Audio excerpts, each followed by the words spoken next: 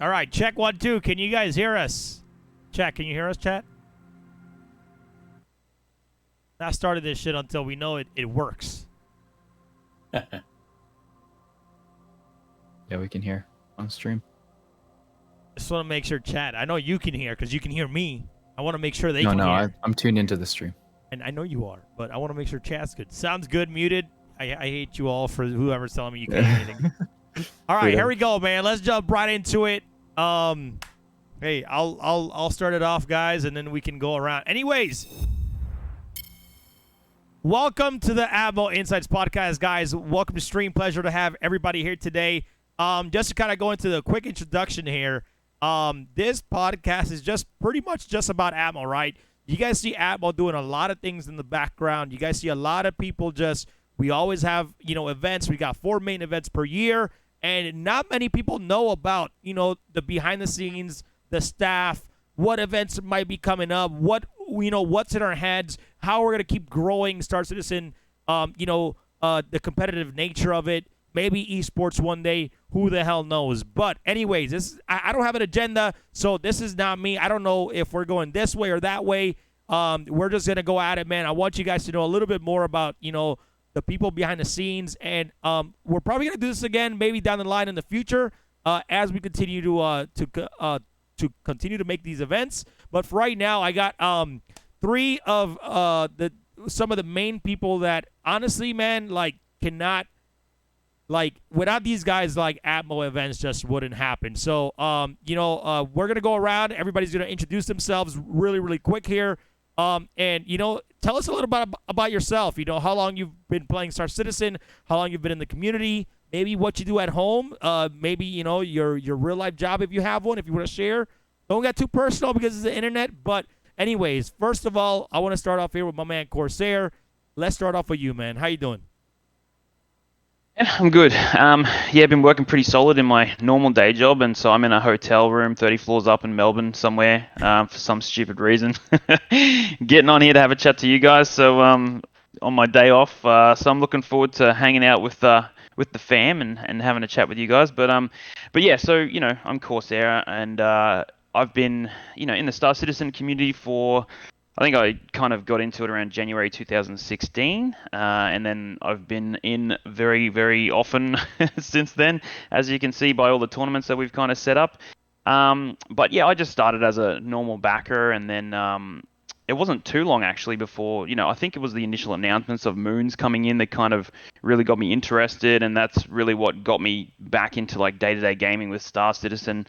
And then the kind of Dakar Rally style idea came up really quickly around February, actually. So about a month after I started in the game. So within a month, I'd started the Dakar Rally idea after joining Star Citizen. So it only really took a month. And then 3 days after I kind of thought about the idea, I had a small version of the rulebook out, and I put the website up in 3 days, kind of posted on Reddit and Twitter and those kind of channels. And then it started, and then we just built up hype for that first year because we obviously had to wait for some of those mechanics to come in, and so we had that year to wait because it wasn't even in yet. So I was trying to do the Daymar Rally off of something I couldn't even physically test. But when the moon dropped and we had an Ursa available, I jumped in, did the first version of the rally, and knew it was possible, so we were good to go. So that was my intro into Star Citizen. Was within a month is creating the Daymar Rally. So when they say get in early, Oh, wow. that's probably about as early as I can get into it. So yeah, other than that, I have a pretty large day job to handle on top of this, and fight or flight probably, I haven't had a lot of time around fight or flight, just to be really candid and honest with you. I've been working 3 weeks straight now, so all the way up until the group stage, and I'm working all the way up until the finals. So I would have loved to have had more time, but without these guys here with me, it would have been impossible. So, the teams really kind of handled all the back end, and Zool on comms, and then Enigmatic and Crucian pushing me on graphic assets and stuff like that, just to kind of keep the deadlines in place. And then, so yeah, Fight or Flights. It was as excited as we all were to get it in this year, because we really were trying to get our 4 tournament calendar together. Yeah, that was something that was really busy for me in my personal life right now to get it going. But the team really stood up and delivered on that one. So we're all happy with that. But yeah, other than that, I live in Queensland. I'm currently in Victoria for work, but I live in Queensland. I got a couple of kids, so everything keeps me pretty busy. And I must love doing this because I just spend hours upon hours in my spare time, if you could call it my spare time. Just Yeah.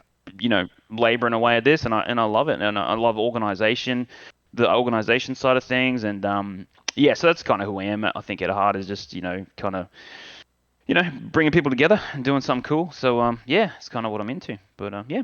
That's awesome, man, and that's great to hear, and it's funny that you got into Star Citizen, just to start the demo rally, and like, so have you ever played the game even before that, before like they started putting procedural moons in, or no? Well, I didn't think of the demo rally when I joined in January. It was really after I played it for a few weeks, and then I started Gotcha. thinking about it, and because I was really addicted to the roadmap. Yep. And I think some people get addicted to the roadmap, and obviously I've learned a lot about the roadmap since starting the game and what happens to the roadmap. But when I first got in, the moons were coming in, the vehicles were coming in, like server meshing was coming in back then, which obviously, it's not in yet. So server meshing was kind of part of the idea as well. But after a month of playing it, I kind of thought of that the month after, and then within the 3 days of thinking about it, I just went ahead and did it in 3 days, and that was it. So I didn't think of it just to get into the game. I got into the game because I liked the concept, and then I Yep. thought about the idea about a month in. So yeah. All right, man. Well, that's good to hear, guys. And like, it's crazy that Chad, if you guys are watching right now, it's like, these guys are, a lot of the, like Corsair has a job, still, puts in the time here to, bring competitive, the competitive nature to Star Citizen. I keep saying competitive nature instead of esports because we're not in esports yet. You guys don't know. I'll explain that when here in a little bit. I'll explain some more of that. But for right now, we're gonna jump over to my man Zol.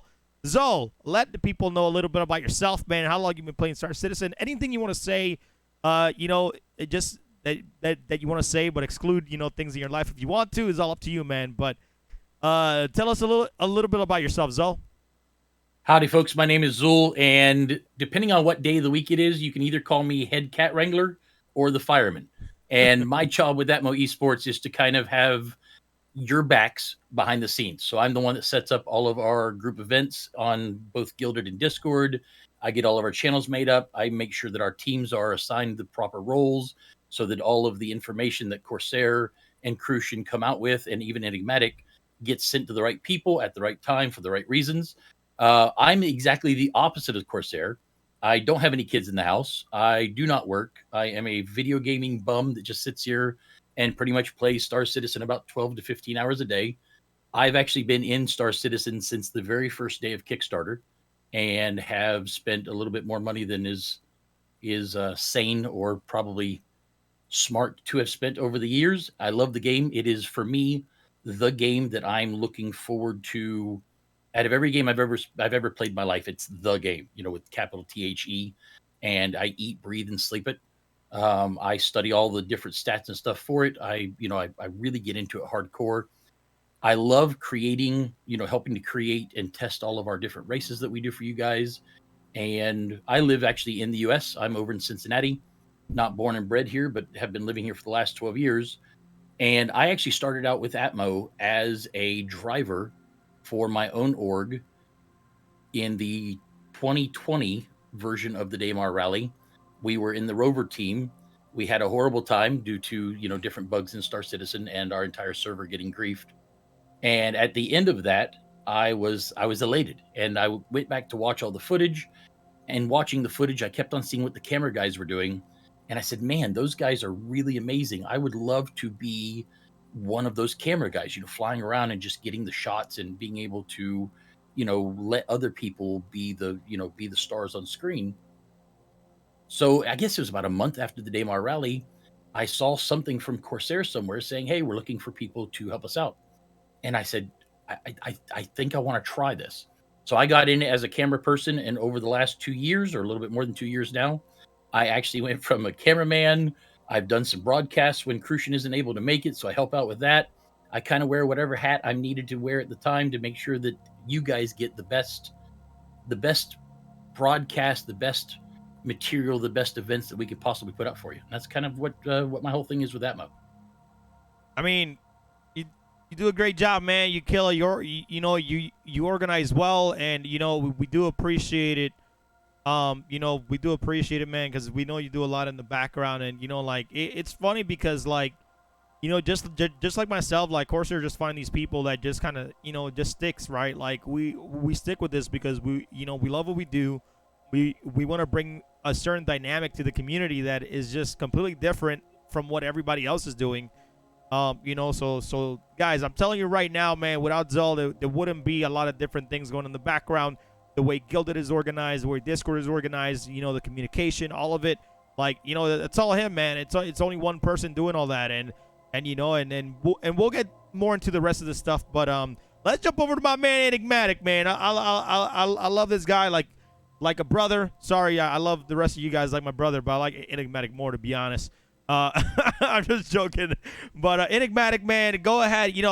When do you start Star Citizen? When do you start playing? Tell us a little bit about yourself. It can be personal or how you started with ATMO. However you want to go about it, man. It's all up to you. Tell us a little bit about you, man. Sure. So I'm Enigmatic. I work on the production side for ATMO Esports. I'm a recent addition to the team. These guys are, pretty much on the money from the beginning. So it's cool to be a part of such an experienced and great team. What I do on the back end is I run the broadcast. So that would be any graphics you see on screen. I trigger them, camera transitions, compiling all of the cameras into one, area where everybody can see it. And then from there out to Twitch, out to you guys. So on that side, it's a tough job. It's very stressful, but the caveat is when it works, the amount of dopamine you get it's magical. Absolutely. Yeah. It's the shit. I mean, this last show, man, by far the best show you've ever put on. I'm not even kidding you. And I ride your ass about how good I need the show to be. And you blew out my expectation this last show. So, fucking killed it, man. That's all I'm gonna say right now. Driving So for the best. Yeah, not to mention how much work you take off for Crucian, to give him the ability to just broadcast better. Yeah. Before you continue your introduction, I want people to know, right? When we did the first and third demo rally, when we did the past Hearst and Her lockers, and last year Stand in 7, I casted while producing the entire thing. And I'm telling you right now, that was like a stressful situation for me because I was casting, still bringing energy while still hitting buttons and trying to transition and give you guys all the views that I could. And for Enigmatic to come in and kind of take a piece of that out from me, now I can just concentrate on giving you guys the best casting possible. And something that I want to say is that I don't cast any other game. I've been playing Star Citizen since 2015.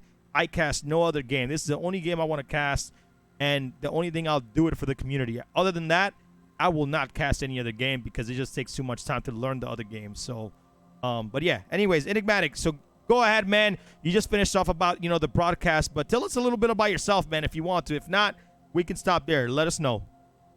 Sure. I'm a college student. I don't know if that's to say I'm younger than everybody here or less experienced than everybody here, but I'm a full-time student right now, so I'm taking 4 classes, getting those done in the meantime.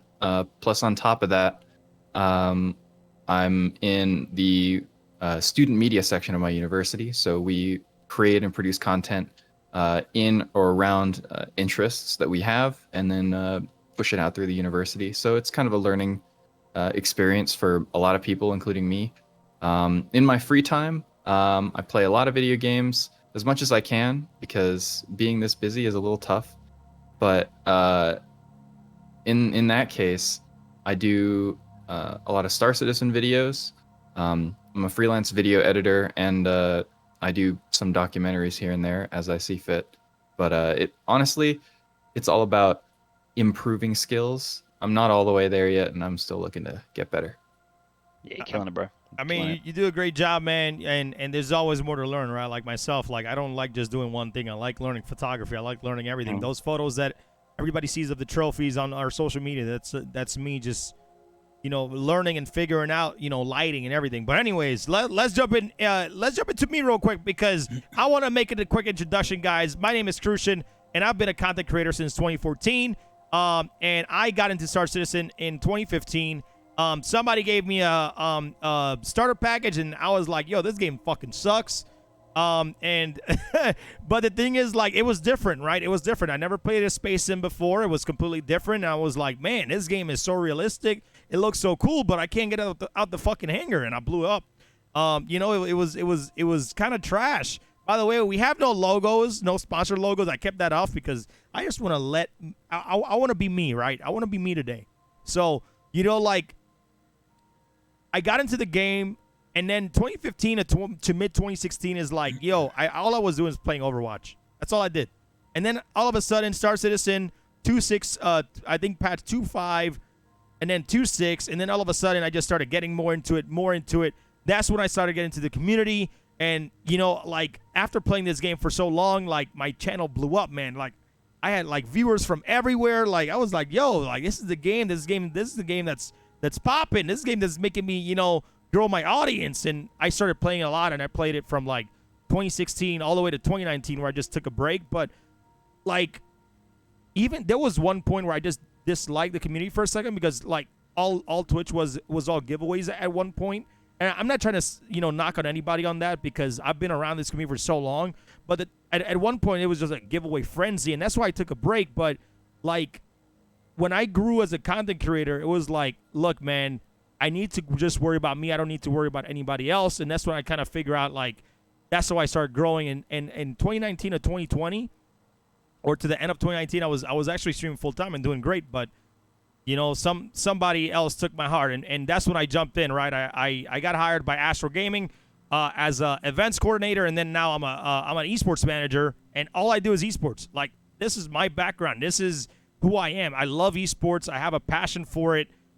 Corsair knows this because, like, I work with people like Bandai Namco. I worked on Tekken 7. I worked on really big games, Call of Duty. I've worked with, Apex Legends. I've worked with Magic the Gathering. I've worked with so many games, and, like, Corsair, like, he loves me to say that, but he hates me because, like, when I work with these big companies, like, they expect a certain level, and I feel like sometimes that takes over, like, when I'm trying to do with you guys, Corsair, because, like, I like, every time we do a graphic, and I feel like it's not, like, at the level where we should be, I let him know, like, yo, man, this is not up to standard, and he's like, God damn it. But at the same time, like with graphics as well, it's just like I'm kind of running and gunning with graphics. Like, I'll just push out a draft and just kind of expect the feedback to come so I can just get direction and do it, because it actually saves me time just putting something together, like at first, putting it out to the team, getting the feedback, and then just making the adjustments to make it work. I'd rather actually work like that than try to get a final product immediately, because we're not. But if I do a final product immediately and put a whole lot of time into it, deliver it, and then we're making changes anyway, I'd rather just get the feedback off draft one and then go from there. So that's kind of how the graphics work for me with Crucian and the team as well. Yeah, and man, like, I over the time of streaming this game, and I've just fell in love with the community, right? And I love my OGs, man. I love my twerks. I love my, my WTFosaurus, like, the Astro Pub. Like, these guys have been around for so long. Captain Richard, like, these are the guys that I kind of leveled up with when when I started streaming Star Citizen back in 2016. And like I said, man, I just love this community. And when Corsair reached out to me at CitizenCon, like, I was there with WTFosaurus, and he was like, 18? It was 2018, yeah. So it was 2018. He's like, yeah, man, I got this idea. I want to do this. I want to do that. I was like, yo. And then WTFosaurus, he's like, yeah, I'll cast too. But I was the only one that followed through.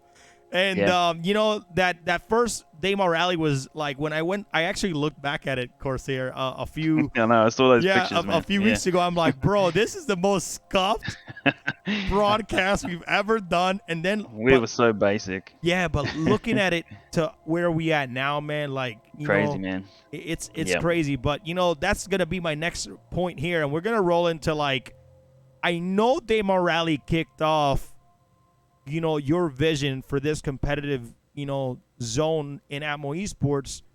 But like other than the Daymar rally, right, that kicked off that idea, like what did like what was your inspiration to build out ATMO Esports and build more events throughout the year? Well, I think I think that once we started getting some traction with the Daymar rally, I could see it being able to be expanded. So we had the viewership on the first one, which was really encouraging, and then the second one was probably really the one where I was like, okay, we've got something here, because we literally had double the spectators, double the participants, we doubled the servers, which happened again the year after. But that on that second year, it was really like, okay, we do this fairly well. We can probably do another one. And then I was talking to Momo and BTRC at that time, and we could get some support on doing S7. Sorry, Hurst and Herlock was first. I'm like, let's do something a little bit different and tie into a different part of the community. So Hurst and Herdlocker was supposed to be, a little bit more of a PvP style FPS, still ground based tournament. So that one came second, and then S7 with BTRC.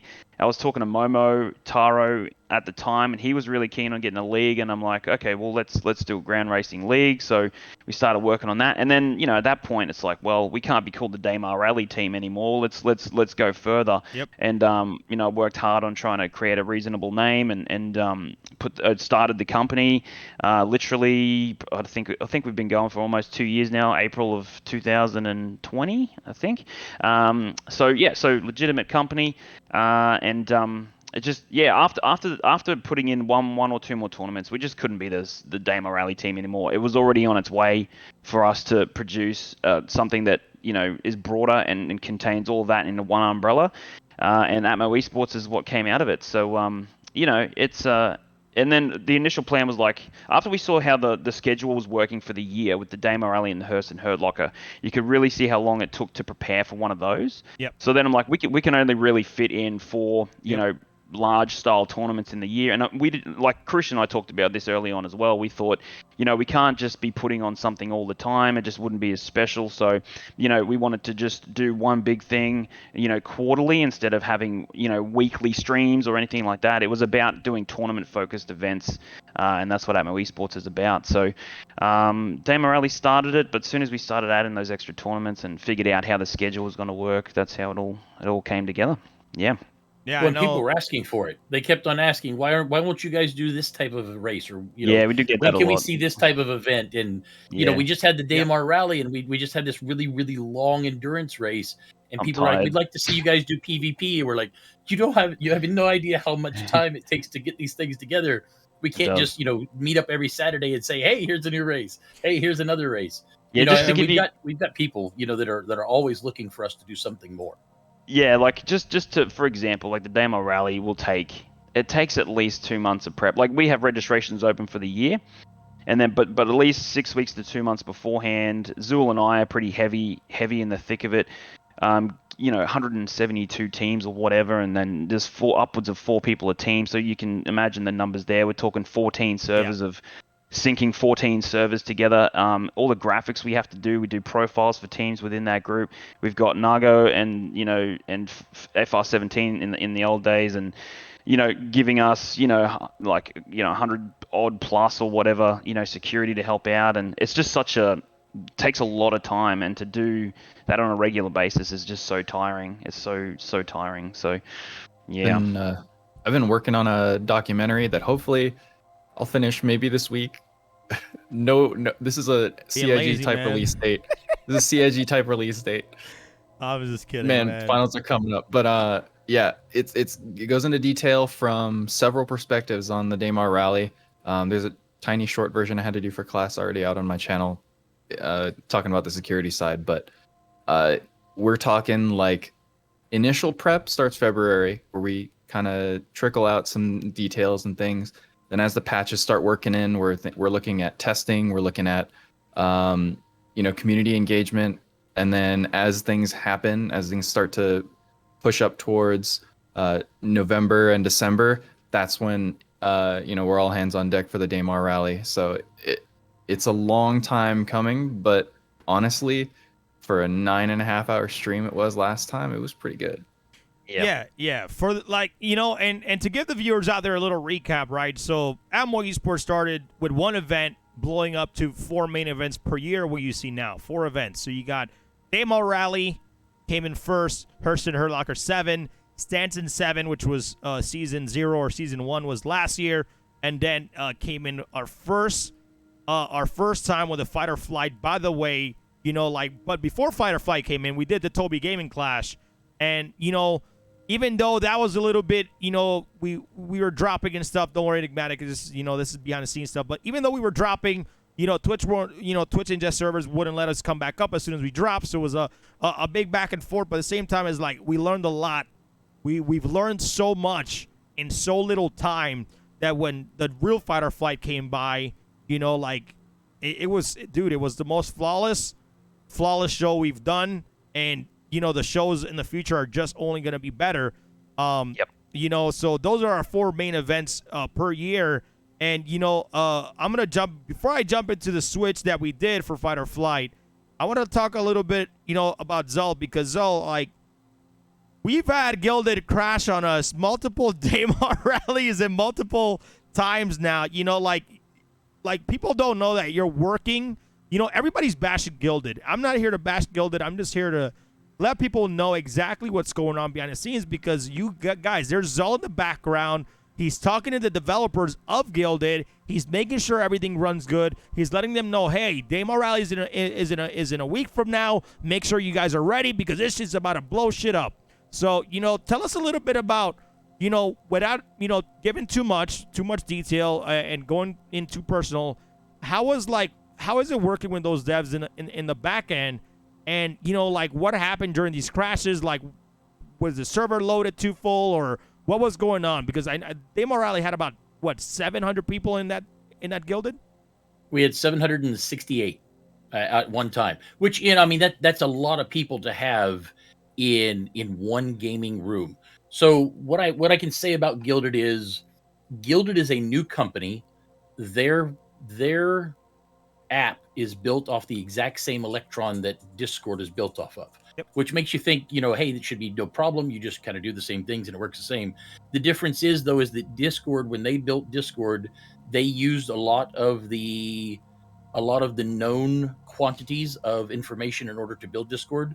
When Gilded decided to build theirs, believe it or not, they actually started from the ground up. So everything in Gilded, even though it sometimes looks like Discord, everything in Gilded has been built from the ground up, completely rewritten, all new code, the whole 9 yards. And, you guys are all Star Citizen guys, right? You know that when you are working with a new piece of software that you are building as you go, things don't always work as easy as people think they should. And Gilded is in that same sort of spot, so they have definitely suffered their growing pains over the years that they've built it up. They've changed they've changed forms a couple times. They've added some new stuff. They're still working on it. And so when we get into something like the Daymar Rally, all of the entire tournament is set up ahead of time. I try to get all the teams set up. It takes me, to give you an idea, Crucian, it took me 496 hours working on the Daymar Rally. That is because I keep track of my time, not because I build Corsair, just because I like to get ready for it in a couple months, bro. Because I like to. I got evidence. That's because I like to keep track of my time. So I spent just shy of that many hours on getting the Daymar Rally together. Look, and that's, how many hours are in a year? How many hours are in a year? I make 498 maybe, something like that. It's close. So when we do these events, I'm in the background and I'm working. I'm pretty much using Gilded like Play-Doh, and I'm building all this stuff out so that on the day of, my goal is always the same thing. My goal is that on the day of, everybody files in and does the thing, and never realizes all the work that went on in the background. I mean, that, and Crucian, you do the same thing. Of course, Sarah, I know that both you and Enigmatic do the same thing. In the end, when we put out an event and you guys watch it on Twitch, you're seeing the finished product, and it should look seamlessly beautiful with nothing that holds us back or, causes us to pause, and everything should just, nothing shuts down. Twitch doesn't have problems with its ingest server. Just everything should work perfectly, but it doesn't. When we did the Daymar rally this year with Gilded, we piled all those people in the room. And last year during the Daymar rally, we told everybody, do us a favor and don't post GIFs in there. Don't post, pictures, because the more media that people post in those rooms, the more that it starts putting stress on everybody's RAM, and then the server crashed. Well, this year we know ahead of time that this is coming. And so we told them, we said, hey, we've got more people coming this year than we did last year. Just so you guys are aware, it's all coming. So we got everybody in there. And what happened is, instead of people filing in, like going to a concert, people file in hours and hours ahead of time, and it's a slow trickle until everybody gets in their seat. Yeah. Well, this is all of a sudden 700 and some odd people just cramming through the doors at the same time, all at once. And their server it died. Yeah. And we had two of the devs in there with us. We had their head of tournaments and one of their heads of CSR in there with us, watching everything. And they actually brought their engineers in, and this is how cool they are to us. They actually had their engineers come in to be on site, ready to go for the Daymar rally, knowing that crap may just happen. And then it just crashed. Everything crashed. So we start trying to figure out, on our end, we're trying to assure or reassure all of our participants, hey, everything's gonna be fine. On the back end, the devs of Gilded are running around like chickens with their heads cut off. They're throwing in new code. They're moving us to new servers. They're trying to get everything done. In the end, we got lucky. In the end, it all worked. But it's one of those things, and Crucian, I know that you're well aware of this. It's one of those things where the damage is done. At that point when it crashes, on that. everybody are all everybody's already having have fit and saying, hey, this thing isn't working. We need to go somewhere else. I can tell you, we have run the Daymar rally on Discord. Same problems. It's software. Yeah. And when you try to shove that many people into the software, I don't care if we were using Mumble or TeamSpeak or even Roger Wilco, we would just have some sort of an issue. It worked out all right, and Gilded is aware of it, and they're working on it. Supposedly, we should not have this problem again, but it is software that is being built, so you never know. Yeah, and I will say a few reasons why we use Gilded, apart from the fact that it's a new platform, and it's not really the reason why we use it at all. But as far as scheduling our events and having a calendar and having a community area in there, it does do that better than Discord, I find. The other thing that's really important to ATMO Esports is simply the broadcast capability. So if we didn't have broadcast, we couldn't sync our Twitch stream to the teams as easy as we could. In Discord, we used to have to to get really quick information, we'd have to go into each friggin' team channel and give them verbal information. But in Gilded, I can just broadcast all the team channels, and everyone gets the information instantly at the same time. And you can literally see that information that I've just broadcasted to them affect what they're doing in game. You just see this massive group of people just move from here. Like if you say, okay, in the Hearst and Herd locker, for instance, everybody, I need you to go inside this cutlass. You just see this massive group of people just walk into this cutlass. I can't do that in Discord, and we would miss it a lot if we had to go over to Discord. And I will say, just from my perspective, it is disappointing to have to fight with the comms channels to especially for the Daymar rally, is fight with the comms channels to get everybody in and lose an hour or so before we even get it. It's really disheartening and disappointing. But it is close to 800 people coming in, and it is a difficult thing for any comms platform to kind of handle. Gilded are aware of it. They're aware of how disappointed we are. They did work really hard to kind of boot the servers up. And some of the pauses we had was that they were trying to get an empty channel before they could reboot the server for then everybody to come back in. So that's something that was really hard to get 800 people to stop joining, get them to reboot that server, and then have everyone join. So, we're aware of what's going on. We're giving them a chance, but there's other advantages to Gilded, and it's not just about the comms, but obviously comms is very important. Clear comms is important. Being able to have everyone in the server is important. Broadcast bugginess, that's important. And we believe that will come. but just the community side of it is important to us as well. So yeah. Yeah, like As long as Gilded gets good at the same time that Star Citizen releases, we're great. yeah, You know, like Yeah. if they're both in alpha together, no big deal. As long as they both come to fruition at the exact same time. And speaking about what Corsair said, I will add one more thing. We are running the current Fight or Flight in Discord, and in Gilded, you can have 178 teams in one voice channel, each with their own individual room. In Discord, you can't do that. Each individual team has to have its own series of channels, and trying to scroll through Discord just to find one room or get to one room is a beast compared to Gilded, whether it's just a nice big list. I will say that I missed that part about not running Fight or Flight on Gilded, but I mean, they're both good platforms. They really are. And Atmo Esports, we are always going to do whatever we have to do to make sure that we bring you guys the best event we possibly can. Even if a third new app comes out and it's doing something that we need more, we're always going to make sure that the fans are taken care of and that the broadcast as well. yeah, people need to understand, like in the background, like when those delays happen and delays like that happen, like we're all communicating in the background. Sometimes you're seeing me look away from camera when I'm casting or maybe interviewing is because like we're communicating 24/7, right? Like Corsair is talking to a billion other people, then sending that information over to me, or if he needs to stall, or if he needs to do anything, what I'm saying, like there's so much going on in the back end. Like we always want to be, like just like any other tournament organizer, right? We want to put the community in first, but sometimes like people need to understand, right? I've seen a lot of people bashing our events, and it's like, bro, like you need to understand two things, all right? The state of the game is not our fault, right? We play, and people are asking, oh, why do you play? Like, when you set up to our any event, you need to understand the state of the game can always factor, what you're doing. And now to get to my other point this is why, even though we're called ATMO Esports, this is not esports.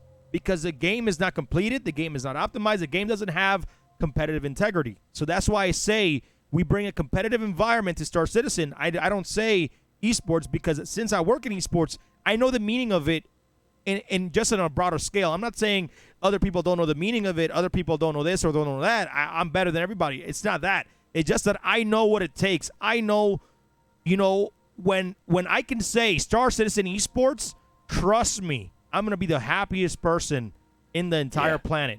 But for right now, we're just giving the community a competitive environment to come out and showcase themselves in a large manner. That's what we're doing, and we're putting the community first. But people need to understand anything can happen, anything can delay, and the state of the game right now is why our events take so long, okay? That's the number one thing. And somehow, no matter what, just like my line, Atmo makes shit work. It's just that simple.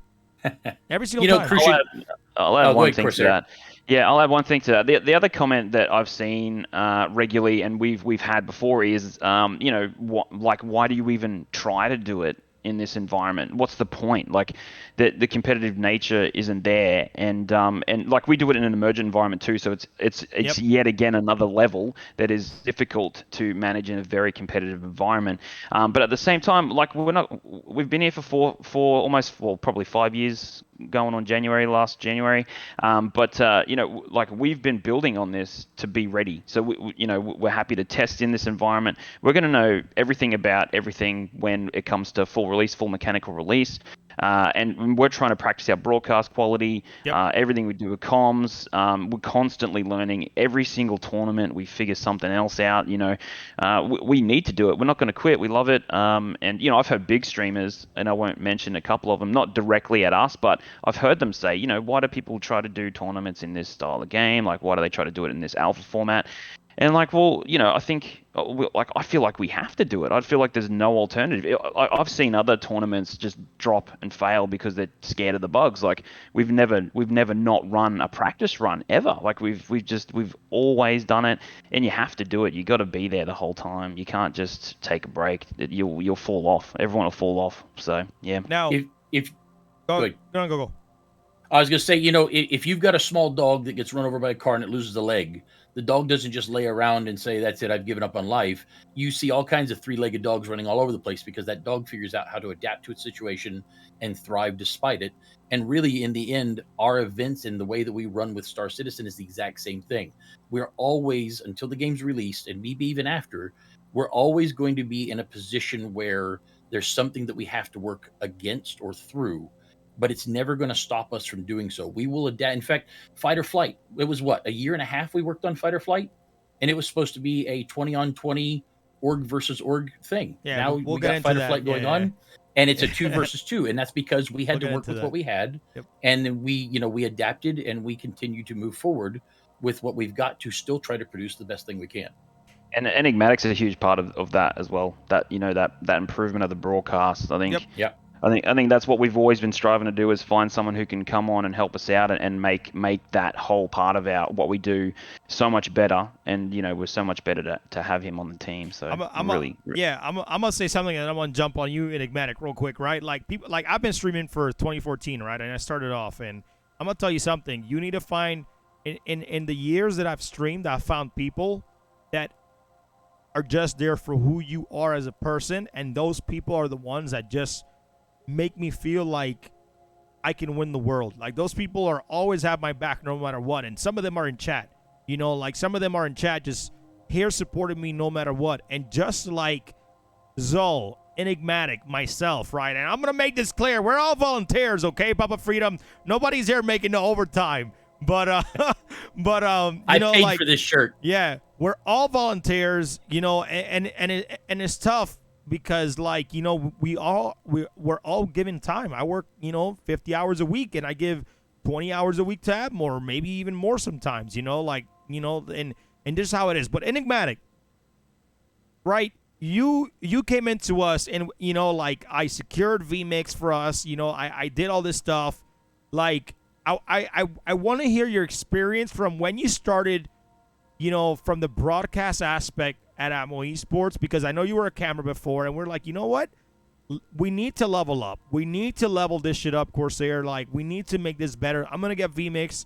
My partners at Aver Media hooked me up with a couple of VMix keys, and and then I gave it to Enigmatic, and I was telling, yo, we need to use this. Let's see how we can best use this and expand our production even better. But tell me how,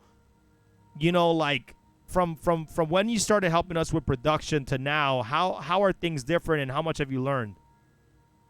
I guess I'm gonna start a little bit earlier because I think I missed this at the beginning. I joined Star Citizen in 2019, so pretty recently, like 3.6. So like the Mantis was my first spacecraft, and still is 3.6. my favorite. My fault. I thought you said 2.6. I'm like, no, you weren't. But No, 3.6. Go ahead. Yeah. And then from there on, 2019 rolls around, or during 2019, I start creating content, and then all the way through 2020, in an org I hang out with called Walkers of Sigma 957. They shout me out, or they hit me up, and they go, "Hey, we're doing like this security event, and we need some help." So I join in. I bring the good old Mantis and help lock down the area. And so I run security for the first Hurston Hurt Locker that we've ever held. And as I'm watching the stream, I'm seeing these guys, Shipwreck, Sons of Foxy, Papa Freedom. I'm never going to be able to name them all. Sevens, just to name a few. And I'm so sorry that I've missed everybody else. But they've been putting on an incredible show. And I didn't feel like there were enough camera angles. So I decided, hey, you know what? Might as well volunteer. After Daymar Rally, after Hurston Hurt Locker, I sent in like an application, which was as simple as joining Gilded and saying, "Hey, I'd like to volunteer." And I like the application part. All right, yeah. go for it. proves you're gonna stick around if you actually come to practice. So yeah. Yeah, exactly. And then, fun fact: I missed the first practice because I had stayed up all night editing videos. Rejected. But second practice, I made it, and then from there on, I was a camera team member. We did Daymar Rally together with everybody. We did Stanton 7, and then we pushed through until about August, where after a while, everyone started becoming comfortable, and then we moved to vMix, which is, I would say, vMix is not necessarily an alternative to OBS, kind of the same way that OBS isn't an alternative to vMix. They just have two different use cases, very different use cases. vMix is more of a production tool based around a small team, but with large amounts of hardware, and it really likes to be in a studio environment. I'm at home with like 2 computers. So getting vMix and then the broadcast up to a standard where vMix can produce images that are as good or better than what Crucian did is a lot of time investment. Especially when you're creating new content, having an initial investment, your sort of starting point, you get a pretty good production value out of that, because you have say a background. Crucian's got a nice background, even though it's a little busy. It's information and it's something to see. And he's a great caster and a great broadcaster, and he knows what he wants to see, and he knows what the audience should see. So from there, we're starting to learn. So we have to start small. And at first, we're kind of going back and forth. Crucian is, handing me things that I need to show and then pulling back. And so it's a learning process. I was a little slow. And then we started getting into phases like, so we did Hearst and Hurtlocker with that. That was the first big event with vMix. And it went pretty well, all things considered. And then we did Fight or Flight, Toby Gaming Clash. And honestly, it could have gone better, but it could have gone a lot worse. A lot of the stuff we had was like Twitch encoding drops. It happens. Mm-hmm. But yeah, vMix really showed like its big broadcast side, where we could ingest tons and tons of footage at the same time, all live across the world. I'm talking 12 1080p 60 FPS streams from everybody at the same time at 3000 megabits a second, and vMix handled it. What didn't handle it so well was compiling that and then sending it to Twitch. Yep. So the computer got bogged down. And so we brought that and we learned for Daymar Rally. When we pushed the Daymar Rally, we did a hybrid of vMix and OBS. So we used vMix to ingest all of our cameras. We had, 12 again, 1080p 60 FPS streams. We're supposed to have 12, but we didn't have 12. I'm gonna be 100% honest true. there. So go ahead. Yeah. So we were supposed to have 12. I think we ended up with 9. 9 60 FPS 1080p streams at once. And then from there, we would use vMix as a switcher and then pass that into OBS and then use OBS as the final composite. So that would be, any graphics we're putting on screen, the merch panels, the giveaways and stuff like that. And then that goes to the second computer, which encodes it and then sends it to Twitch where you can see it. And then for Fight or Flight, we got really polished. These last few practices before the actual event, like squeaky clean. It was really cool to see, like all the experience on. Yeah. Oh, that's right, the rally. Well, I mean, I did talk about the rally. Yeah, you're right, man. And Fight or Flight, like everything came together. Corsair on the graphics, Crucian on the feedback, and then pushing for more practices with our new setup. And then Zool is coordinating all of this in the background, right? So we not only have a team member who's producing visuals, we have the team who's giving the feedback and improving the visuals. We have a team like us that are also bringing these practices up to a point where we can, to a certain degree, simulate what an event would be at full scale. And that gives us data to work with, performance data, metrics, viewership data. And that helps us, especially on the main events, put on a clean show, as clean as possible, from start to finish. So, it's a long journey, but getting all of this together has been so satisfying to see. And that's something, Enigmatic says something that I really would love for the audience to understand. Corsair is a father. He works so hard and so many hours that there are times that he will literally come home the night of one of our events, go to sleep for 3 hours, wake up, and then immediately go into a 9 to 12 hour event with us. The last one was Crucian, hard. yeah, Crucian is a father. He also works ungodly hours. The man flies all over the place. In fact, Corsair flies all over the place too. And he has a job that he has to take care of and a family he has to take care of, and Mhm. still makes time to volunteer for this. Enigmatic does not have a wife and kids yet. However, Yeah. he is a student and he's working his butt off trying to make himself better in this world. And he's trying to balance what he does for Atmo along at the exact same time as trying to do his own filming stuff, get his papers turned in, go to school, and take care of himself. Me, I don't do anything. This is it. This is I I'm so work glad you're a with bum, man. Atmo. So glad you're a bum, hey. I work with So Atmo glad.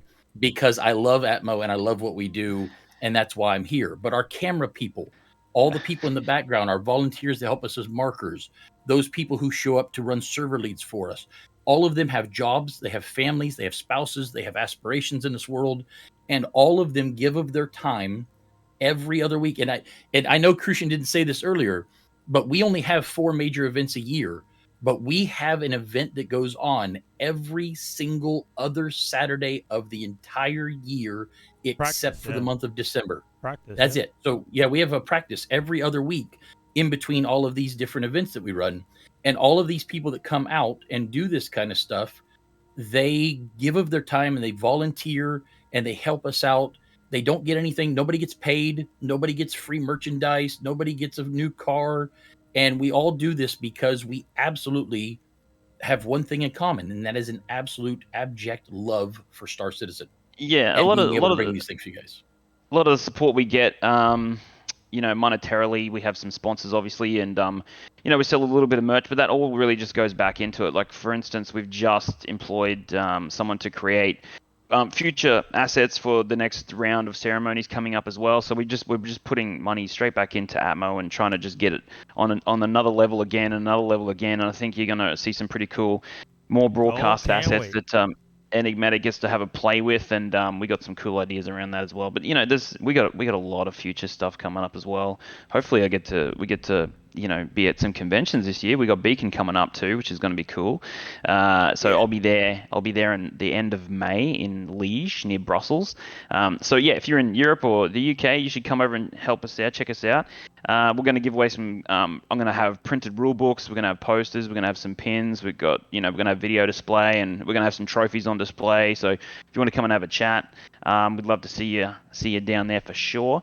I think Sevens is coming over as well, but we're going to film it too. So if you're a really keen member of the Atmo spectators or competitors, if you're there, we probably even try and get an interview with you. We've got a little video team there with me.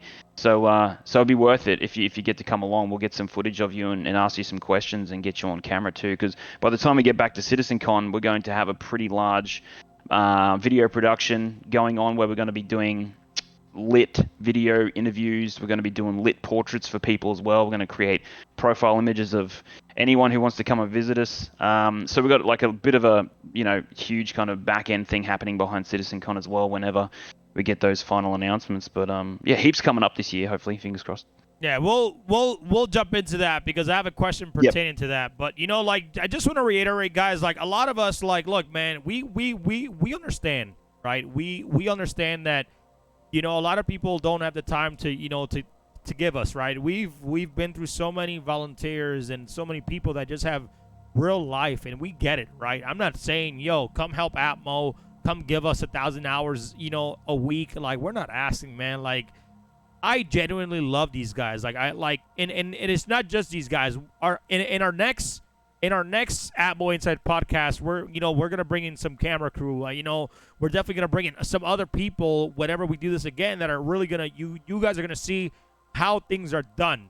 And I have an idea already of who I'm gonna be bringing on next. But I just want you guys to understand, look, this is heavy, right? If you guys want to help out, you guys can help out one practice, one show. If you don't like it, you never have to come back. But we want people in the Star Citizen community to be involved. Right? If you guys want to be involved in something like this, feel free. Join the Gilded. Hit up Zol. Hit up Corsair. but you don't have to be stuck to us. The only reason why I put in so much effort and time, and I don't just only do casting. I help get broadcast ready. I help get graphics ready. Not like actually doing them in Photoshop, but giving the feedback. Putting a show together, making sure that my man Detox has all the information, getting ready for the show.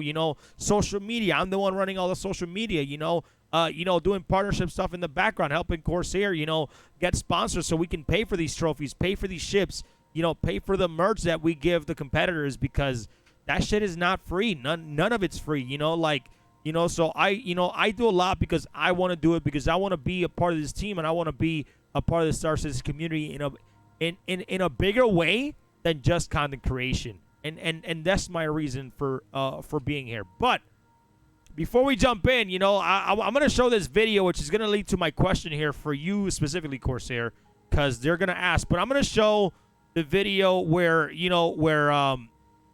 that you just recently made, right?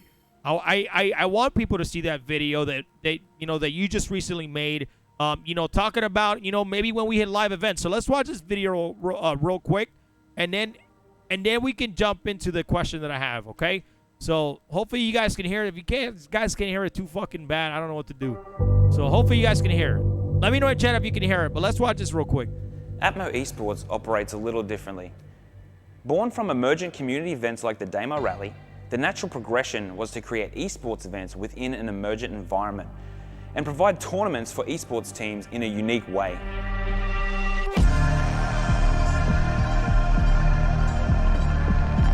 All right, here we go. We got the countdown on screen.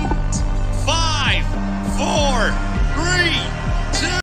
I'm going to go back to this real quick, because look at how much fucking cameras we had.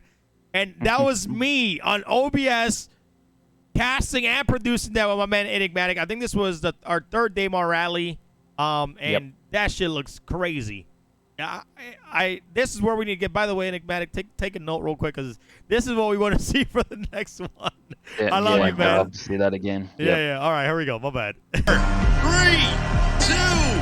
1. Go, baby. Let's get this race started, guys. Let's go. ATMO volunteers create events within massive sandbox gaming environments, and we work with talented community gamers to supply supporting roles such as camera crew, shoutcasters, event organizers, and so much more.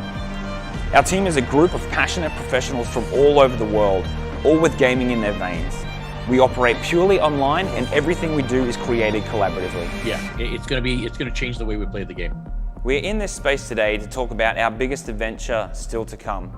Together with our online tournaments, we wish to bring gaming communities closer and deliver in-person emergent tournament experiences. Enter Atmosphere will be ATMO Esports' annual tournament convention. Once international travel has reopened, you can expect to hear much more about this. So let's pause it here. Ladies and gentlemen, here's a question for you. You said enter Atmosphere, right? And that's going to be the land. So my question for you, Corsair, and this is coming from Papa Scrub. By the way, if you guys want to answer questions, if you guys want to ask any of us questions, it can be all of us, one of us, or just about ATMO in general, exclamation mark questions in chat. And, give us the questions if you got it, man. What does a future race look like? Is there any races that are going to be swapped out? Who knows? Answer the question. I mean, not answer, ask the question. But anyways, so Corsair, can you tell us a little bit about, live person events, and what are your thoughts? I know this is very early on that we're talking about it right now. Yep. But travel seems like it's opening back up. Things are looking a little bit more, but obviously we still need to make sure the game is out, make sure the game is in a good way, make sure that, maybe we can even, get our own server, in a LAN environment, because to go in a LAN environment, to go online, that's going to be a little bit tough. But I'm going to give you the floor. Tell us a little bit about what are your thoughts about live in-person events. Yeah. So there's a few things to think about when we look at live events. Obviously, initially when we were thinking about this, COVID hit, so we got put back a bit. I'm in Australia. I need to be there because we can only really do it in Europe or America. So I'm going to need to get over there and be involved in it. So that put us back a little bit. But I think primarily what we're going to look at with our first round of live events is ATMO doesn't have a lot of cash flow, to be honest. Like, we just kind of put it back into the business and try to level up our broadcast and our merch and all that kind of stuff. But what we were thinking about doing and looking and we've had a couple of discussions with a couple of people, and we've had a few more connections with some reasonable people with knowledge in the last couple of years. I actually recently spoke to someone who does massive universities here in Australia, who does their digital broadcasting and stuff like that as well, just to get some ideas. He's also got some contacts in Europe and America. But I think what our first level of enter atmosphere will be like a partnered style thing, and we've floated this idea and we've had some discussions or some really early mentions of this possibly happening, being supported by, I won't say who just yet, but getting some support and hopefully saving us a bit on cash flow to partner to do something at conventions first before we start doing anything that's solely, completely ATMO Esports' own, convention style thing. So there's a couple of possible opportunities there within the next year or so to do that partnered style, convention style live version of a tournament. So that's our first goal, is to do that, to test that whole boundary, because we're switching from online, which we're starting to know pretty well, especially with Enigmatic coming on board. But then again, moving to the live style of event. So we've got a lot of contacts and even a lot of community members that have a lot of knowledge in this space. Crucian's done a lot of work in the back end with some sponsors, and we might have some opportunities there as well. But we have there's a couple other people that we've recently spoken to that might make this extremely viable for us. So our end goal will be to have something physical and bring something live to the community as well. It's the best idea when the community is traveling to conventions to try and to get the population up, is to try and do it around conventions. So that will be our goal. So if you're thinking about heading to conventions, in the next, it won't be this year. Fingers crossed next year. We'll see how we go with cash flow, but that's going to be our goal, is to kind of tie it around a convention so people can actually make it. So leading up to, let's say, CitizenCon, we might try and do something then, or maybe if they'll allow us, try and get in with the CIG and see if they'll let us do something on site. But it's coming. We're thinking about it a lot. We're talking to a lot of people. It's on its way. We're going to do it. Everything that I've thought of in the past from 2016 till now has happened. I feel very confident that we can make this next step in the next couple of years, and get physical. So I'm pretty excited about it. Yeah, like it's funny because while he's talking, all these ideas are just popping up in my head. Yeah. Like as soon as how excited people would be. Like, look, CitizenCon's coming up. CitizenCon is only a 1-day event, but what if ATMO makes it a 2 or 3 day event? Meaning, 2 days before, we're gonna be hosting these tournaments and doing something live before the big day. Hand the trophies over live. Get everybody hyped up. Exactly, or maybe even hand the trophies during CitizenCon and have that 1 hour presentation or 30 minutes presentation that we could go in and do it in live in front of the crowd. Show highlights. Yes, show highlights, given the winner stuff. And that's the plans we have in our head. It might not be in the same site as CitizenCon. It might be somewhere else, but it might be in that same city in another area for these competitors. And it blows my mind because, we all have jobs. We all do this except, Zol, he apparently, my man's wealthy. I don't know why, but he's a bum too. But I'm just kidding. But this is this thing that that we think about, and when we take things to the next level, we never want to think about what if the game comes out. No, I'm over here way ahead, because I'm gonna tell you right now, I've worked with a lot of great companies. I've worked with Esports Engine, ESL, and these are big companies that do big events like Call of Duty League, and these guys know everything. But the problem is, because Star Citizen does not have a spectator mode, a proper spectator mode, a proper way to see how the competition is, nobody wants to touch it. So that's why ATMO's here. We're at the forefront of the competitive nature of Star Citizen, and hopefully maybe in the future, maybe esports, who the heck knows? But for right now, man, I think, what you said, Corsair, is, it's super, super interesting. And I'm sure Enigmatic, how excited would you be to produce something live, man? Tell me. You need the production team, live not just commentator one guy. Be awesome. Yeah, our camera team is global. Our participants are global. Our entire behind the scenes staff are global. So syncing up different feeds with each other with different times and different latencies, um, it would really be amazing if we could all just be in person. Because directing that live with the energy of a crowd or a bunch of spectators, Yeah, man. plus Yep. everybody in a chat, and seeing people's reactions live, cameras that's on the them, cool one.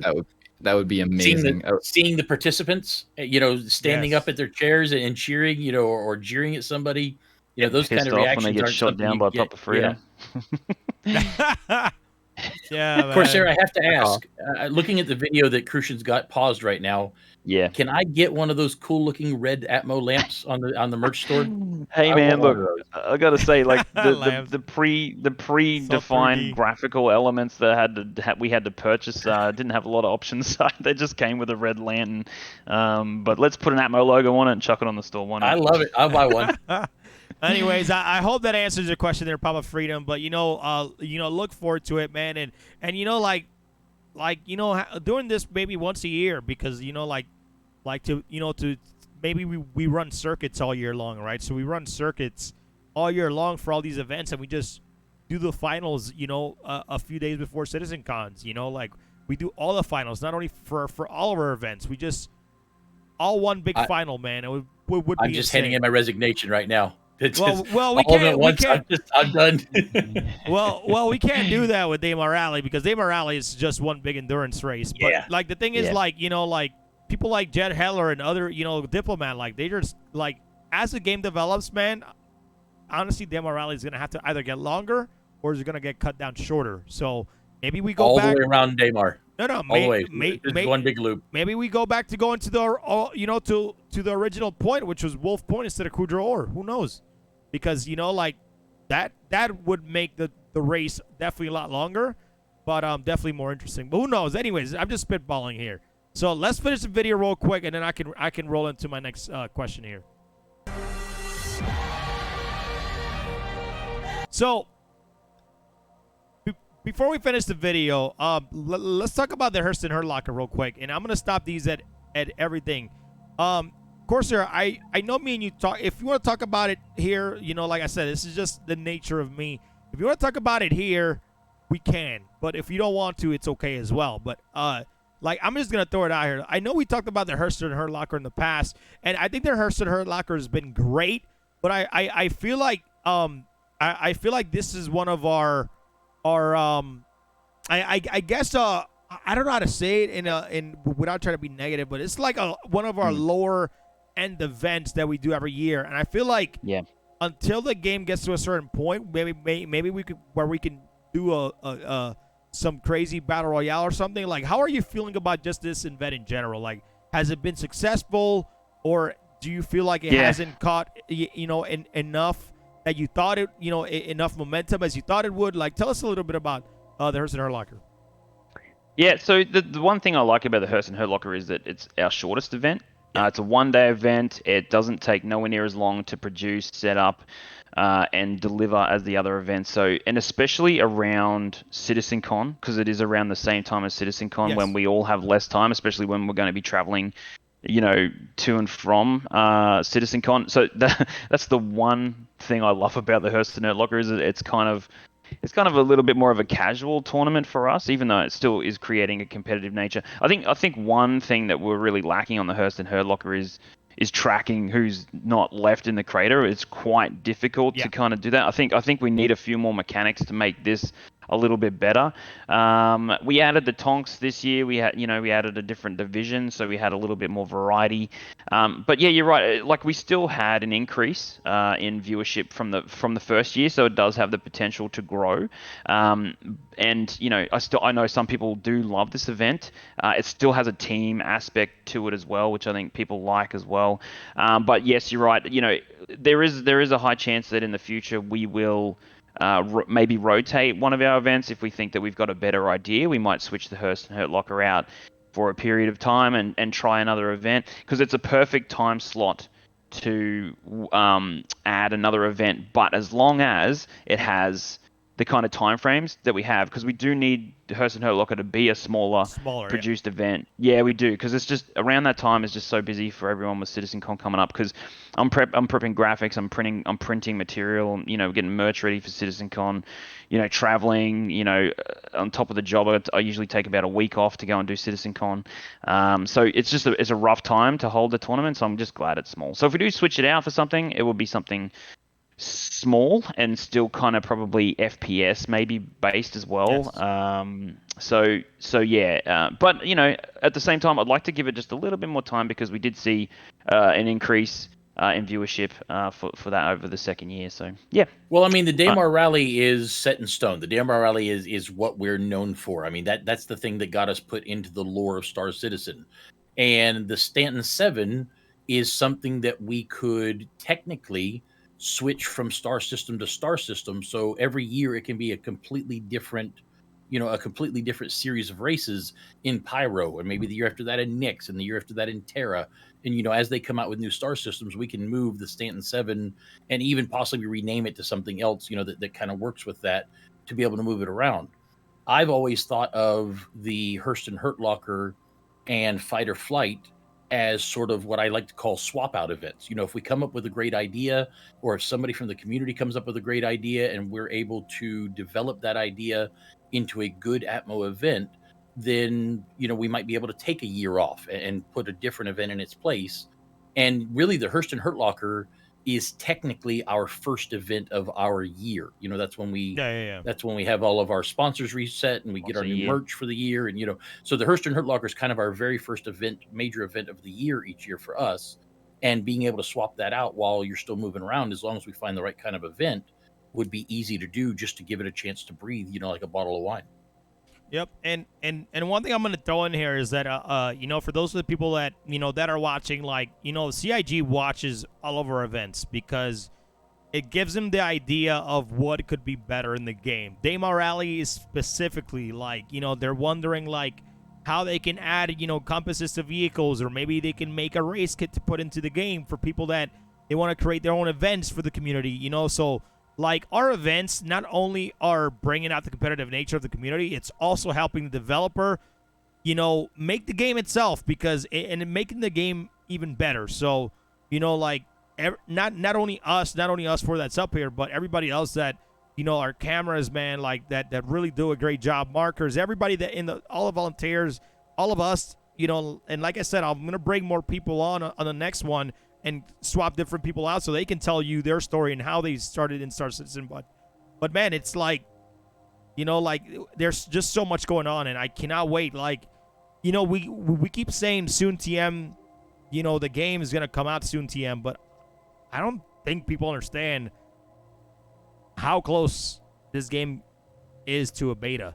I hope you guys. I hope a lot of people don't. A lot of people don't understand that, because they probably don't follow. But if you follow well enough and you listen very, very well, and you understand what's going on since COVID started, this shit's not that far to a beta stage. Read between the lines. I'll tell you, Crucian, I think the only thing that's missing from the Daymar Rally, as far as CIG assisting Atmo, is taking one of those brand new derelict reclaimers and putting it right exactly where the Betty is supposed to be in the middle of the Daymar Rally. That's it, permanently there. I've sent an email. Yep, that's it. It's the only thing the Daymar Rally is missing is a permanent derelict right there. I've sent an email. I have a bit of intel. Honestly, not too much big news, but SitCon does have a reservation at the Los Angeles Convention Center in the United States. They did do this in 2020, so just keep that in mind. Yeah, they're trying to make sure. And they did cancel it in 2020 because of COVID. So, I mean, if anything, it looks like it's going to be here in the United States. If we end up going to Citizen Cons, if we end up having it. They got to book it. They got to book that early. Yeah. I'm gonna shut it down because of my, just the corporate behind the scenes that I get to see, and this is not from CIG, this is not from anybody, but us as a company, Astro Logitech, for who I work for, still doesn't want to have boots at places like PAX East, because there are different variants popping up, especially in Europe and different places. So because of that, I think 100% there's no sitcon because they should be already announcing it this month.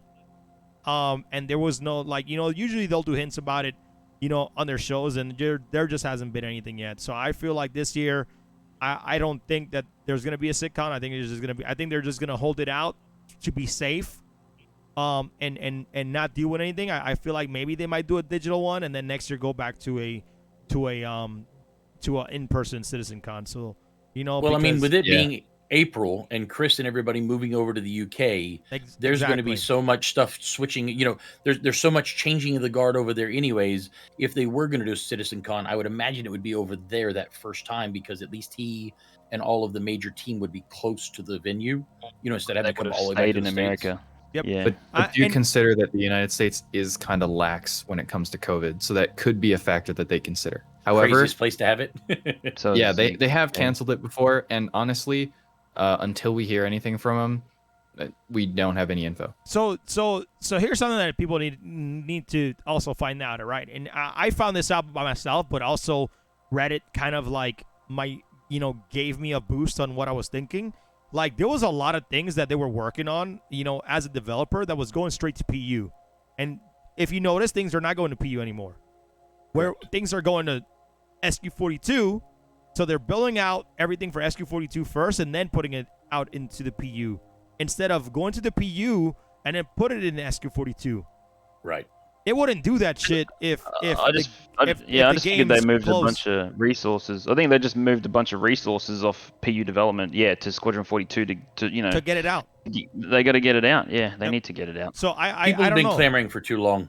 So, they want to make sure the people get what they want. But it all coincides, right? Because as soon as SQ42 gets out, because it's a single player game, all they're gonna do is take those tools that they did to finish SQ42 and shove them to the PU, and it's just gonna move a lot faster. So people don't understand. Like, yes, maybe it may be 5 years till full release, but people don't understand.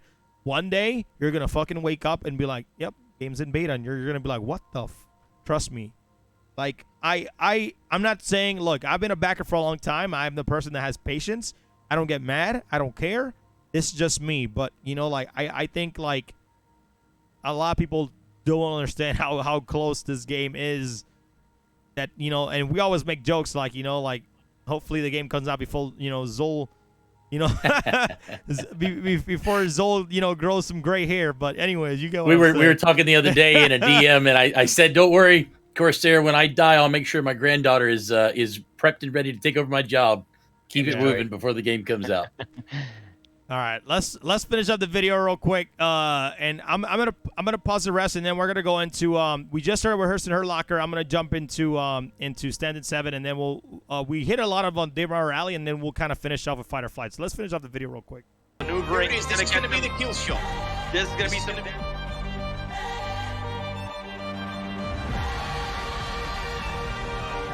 If you are a Star Citizen, an esports team, or just want to support what we do, head over to atmo.gg to get involved. Yo, I ain't gonna lie, Corsair, right there you got a little bit of sass, man, You're like, I don't see it. I don't see it. You keep telling me. To get involved. Are you saying that he's sashaying as he walks away? I know. All right, that was my direction.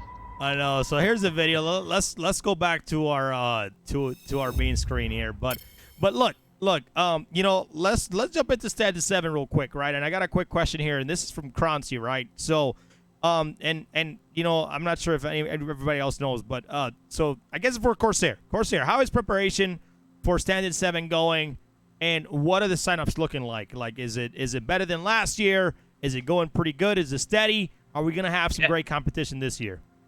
Look, let's have a chat about that. So, this for the first year, we're going to roll out a Fighter Flight straight into Stanton 7. So, this year's schedule is going to be a little bit different. We've got a tighter turnaround time straight after Fighter Flight going into Stanton 7. So, I think a few of us are going to have to, pull up the sleeves to make all this work. But obviously, we're going to do it like we do with every other tournament. And, we have had a slight drop in staff assistance of BTRC just being a little bit quiet at the moment. So a few of the essential ingredients of what they were doing has now moved over to the ATMO Esports staff entirely. So we've got a lot of work to do. We got more work to do than as a team than we did last year. Although the BTRC did a lot of work, organising the courses. Zul's just done some more work on looking at 2 courses we're thinking about rotating out. A lot of people on Twitter have been constantly asking for river races, and Zul is like, how do you know I'm not already doing it? Because that was 100% true. So he's been working in the background and doing some of that kind of stuff for us. Now, as far as registrations go, it's kind of too early to tell, because even with all our other events, the registrations really pile in that last week, and even up until the last day. Sometimes on the last day, I saw one day in my rally, the last day we literally doubled in registrations. So that last week is integral. I would say, being that this is the second year, we've had a few people register early because they know what it's going to be about. But I think we had around 86 teams in qualifying for last year, so that's kind of the benchmark for this upcoming qualifier. Croncy asking this question, Croncy being the world record holder for the qualifying, which he's very proud of from last year. We won't talk about the rest of the Stanton 7, Croncy, but well done on the on the world record for the qualifying, mate. But yeah, so registrations, we won't really know for a few more weeks. But I will say, we've had some early registrations for some interest, especially teams that want to get back in last year. So a few teams are going to get that invite directly. I think the top 3 are going to get that invite directly because they won last year, so that you can compete against the best of the best, because that's what we want this tournament to be. It's about the best of the best. So you're going to see the top 3 teams definitely coming back into this tournament for next year. So the top 3 teams pretty much don't have to qualify anymore, right? That's correct. Okay, yeah, cool. They just come straight in, and then you got 13 more slots to fight for to compete against those top 3 teams from last year. So with a few of our tournaments, we do like to talk about it in competitive nature, and Crucian has been talking about how this isn't really competitive, but we're striving for the future for it to be, because obviously we're working in this alpha environment, and we know that desync's a factor, dropouts are a factor, and we just want to practice and play, but honestly, the people who are still the best at this are still the best at this, because they understand the bugs, they understand what you have 100%. to do when something comes up. Yeah. So the people who practice the most are the people that win, and it's an absolute fact across all of our tournaments. And in the future, Fight or Flight is the same. It's going to be about the best of the best dogfighting. Stanton 7 is going to be the best of the best ground racing. Hearst and Hurt Locker is a bit more fun. The Battle Royale, anything can kind of happen in that. The Damo Rally is kind of the best of endurance, because we are seeing teams and organizations win year after year. So I do believe that is going to be the best of the best as far as endurance racing goes. So we are trying to kind of create that competitive nature, but we also understand that we still need to wait for kind of full game release for it to be a little bit more competitive. But the emergent aspect of it will always be a factor in our tournaments, and it's just something that's a little bit more unique to ATMO Esports, is that extra element of an open world environment, which we all understand, but you have to remember that is. And in the rule books, we try to explain all of that too, so that we're upfront about all of that. So when there is some server getting attacked by pirates or whatnot, it is part of the emergent environment. So just keep that in mind. But S7 is next coming up. Registrations, I'm predicting we're probably going to be, probably just a little bit more over for the qualifying than we were last year. So hopefully just a bit more than the 86.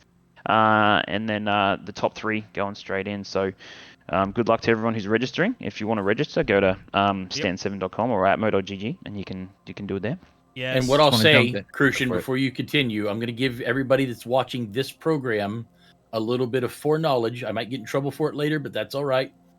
The qualifier this year is the exact same as it was last year. I've gone through with a fine-tooth comb.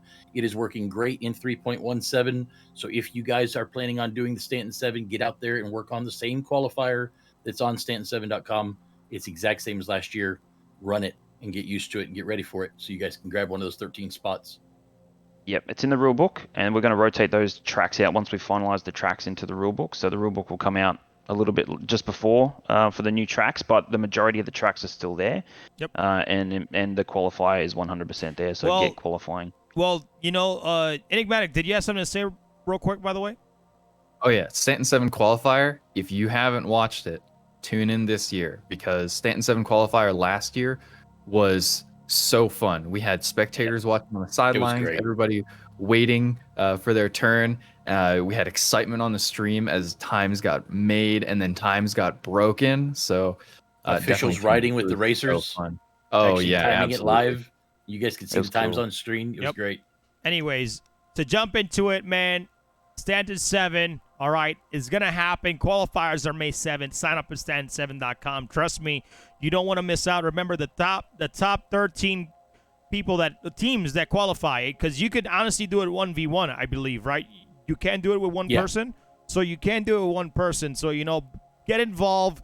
I honestly, Stanton 7 is one of my favorite events other than Fight or Flight. They're all incredible. I can't even pick a favorite event, to be honest. But, like, Stanton 7, just having a great racing league that I know we can grow upon year over year, man, is going to be incredible. And, to kind of piggyback on what you're saying, Corsair, like, you're right. Like, Diplomat he's so dedicated to Star Citizen racing. So I don't think I see somebody that dominant in everything that he does. I didn't see him in Fight or Flight, but racing overall, like, he's really good. The guy scans 3D maps. He learns the terrain in a specific way. He practices when you don't see him. So, like, this guy gets upset when a little thing happens because he's that competitive. And I got to give him a shout out for that. He won one of the divisions in the Crocs Cup as well, so he's winning multiple tournaments. Yeah. I mean, you can tell the people who truly care about it, and these are the people that keep on coming to our events time after time after time. They're the people. We see this, and Corsair can back me up on this. We see this pattern of people in every single event that we have. You have the people who join Gilded and start setting up their team a month or two ahead of time. They're asking us questions about the tracks and how they work. And am I allowed to cut this corner? Am I allowed to switch out and fuel up my vehicle or my ship when I need to? And then we have people that come the very last day. They come in 2 hours before the event starts. They rock up and say, hey, I'm here. I don't even know what I'm doing, but I'm going to do it anyways. Those people never, ever win. We've never had somebody win any of our events that just came up the day of or the hour of and hopped in it thinking they were going to, get the top spots. We got no qualms in disqualifying. Yeah, none at all. Our top spots always go to those people who study and practice and work at it. Yep. And it really is. It really shows every single event we do.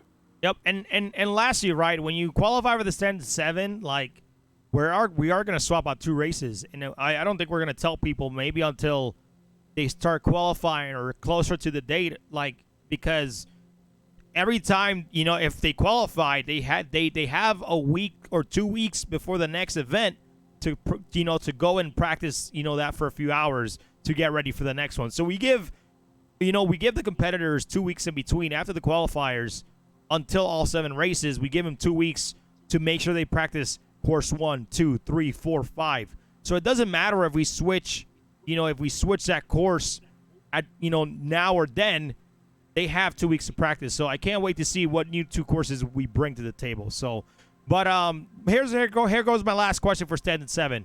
What happens when we have Pyro here, Corsair?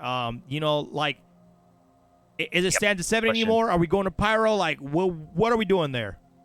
Yeah, so we have been talking about this for a couple of years because we predicted that we predicted we're going to have a lot more options when it comes to the Stanton 7 because it has 7 tracks and it not necessarily really needs to stay within Stanton. So the projected direction of this tournament will be called System 7.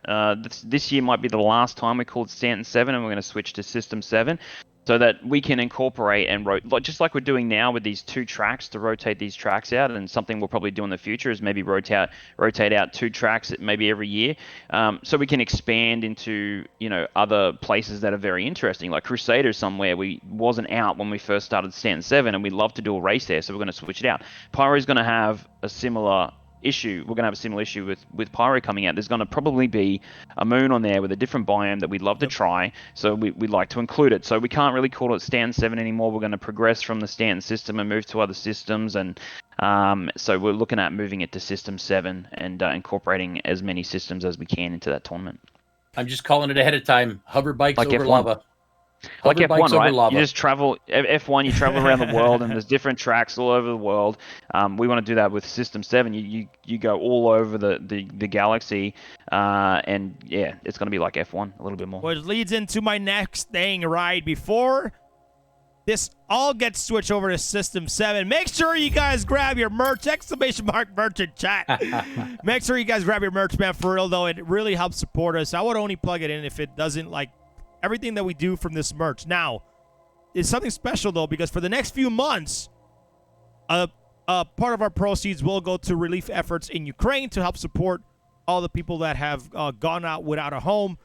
So if you purchase any merch, exclamation mark merch in chat, some of that money will go towards relief efforts for Ukraine. So, we're not only you're supporting ATMO, you're supporting relief efforts, and again, everything that we ever make just goes right back into wanting to bring these live events into a perspective for you guys. We want to do all that, and this is how we do it. So if you like pins, if you like jerseys, shirts, man, go grab some.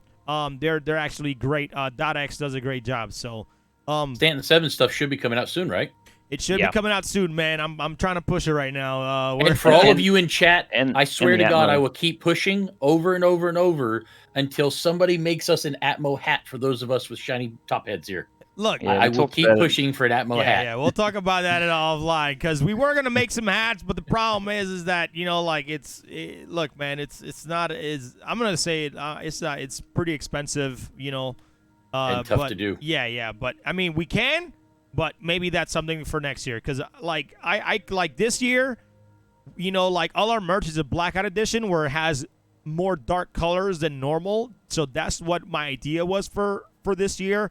And next year, once I tell Corsair my next idea, he's gonna flip out because my idea is gonna be 80s neon. No, stop. Well, we Stop. discussed another idea as well. But yeah, we got a few more ranges coming out. Every year we're gonna have these ideas, man, and we're gonna make sure that every year Yep. we put the year on like the first year we didn't put the years, but moving on out, we're gonna have 2952, 2953, 2954, having the Star Citizen year on most of our merch going forward, and then so we got the ATMO collection coming out and the Stanton 7 collection coming out. Hopefully very soon. We're trying our best to push it forward. Next year, Atmo goes RGB. I'm just calling it now. RGB shirts. Yeah. So, all right. Jesus. So You keep saying the cheap options. before I move on, I do have another question from Hope. All right. Hey, Hope. What's the best way for a normal person to get involved with ATMO Esports? Will you all prefer another camera or just more people for the rally? Now, I will be happy to answer that. yeah. Too many. Before real quick, I think we just want genuine people to help us. It doesn't matter. Yes. It's whatever you want to do. This is a voluntary Correct. basis. You're giving us your time, whatever you feel like you want to do, and you'll enjoy doing. It's all up to you. All you gotta do is just come to us and ask us. But take the other points I'll give away. you a quick rundown of what we have that work with Atmo, or people, the type of people that we have that work with Atmo. So on any given event, we always have the same type of people. We have what we call server leaders. Server leaders are people that are very good at both receiving and coordinating information, as well as people. They're the ones that bring everybody together, get all the groups made, because we try to, every time we try to go into a server, we always try to go in with 50 people.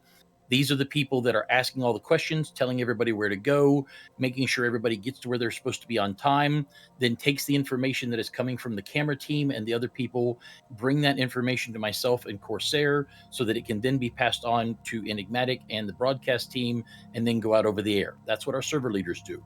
We then have our camera people. Camera people are our rock stars of ATMO Esports. Our camera people are the people who are very good at flying. We do not put our cameras behind our ships. We actually use the in-game tools to move our cameras in front of our ships so you don't see the camera. So you've got to be good at flying in third person. And we take what we call, Corsair termed this, hero shots. These are these amazing shots where you see a buggy leap off of a doom on Daymar with Crusader behind it in the dead of night. Those are those cool hero shots. And that's what our camera team does, and they're absolutely amazing at it. And if you think that you are good at flying and you are willing to put yourself out there and try it, we're always willing to have you. Then we've got our checkpoints and our marker people like Twidget. Those types of people are folks that they have the worst job in the entire organization. Their job is to fly out to a spot in the middle of nowhere and sit there from anywhere between 3 and 12 hours not getting kicked. And in those 3 to 12 hours, they are tallying people that go by them. They are communicating with the rest of the team to let us know this person just passed. Now this person just passed. And then you've got our officials. Our officials are usually people who are behind the scenes, kind of making sure that all the information is getting out to the crews, making sure that everybody is kind of coalescing good, making sure all the information goes between all the different teams. And we don't have any preference. So whatever you think that you are good at or whatever you're willing to do, we are always more than willing to have you help us out. If you help us out one time and you find out it doesn't work for you, that's perfectly fine. Yep. If you help us out one time and you say, man, this is like the most fun I've ever had in this game, I want to do it again and again and again, well, then you become Enigmatic or me or Corsair or Crucian, and you are here for the long, long haul. As far as how you get in touch with us, all you need to do is go to Gilded. That's GUILDED.gg/ATMO Esports. That is our server. And I Can do you believe we one better, actually have it in Zool? here. Exclamation point Gilded in chat. I was just about to hit that. Thank you, sir. Yeah. And if you go there, you can actually see on the left-hand side that we have a little area called Looking For. And then underneath that Looking For, it says officials and crew and camera people. Just type in your interest in there.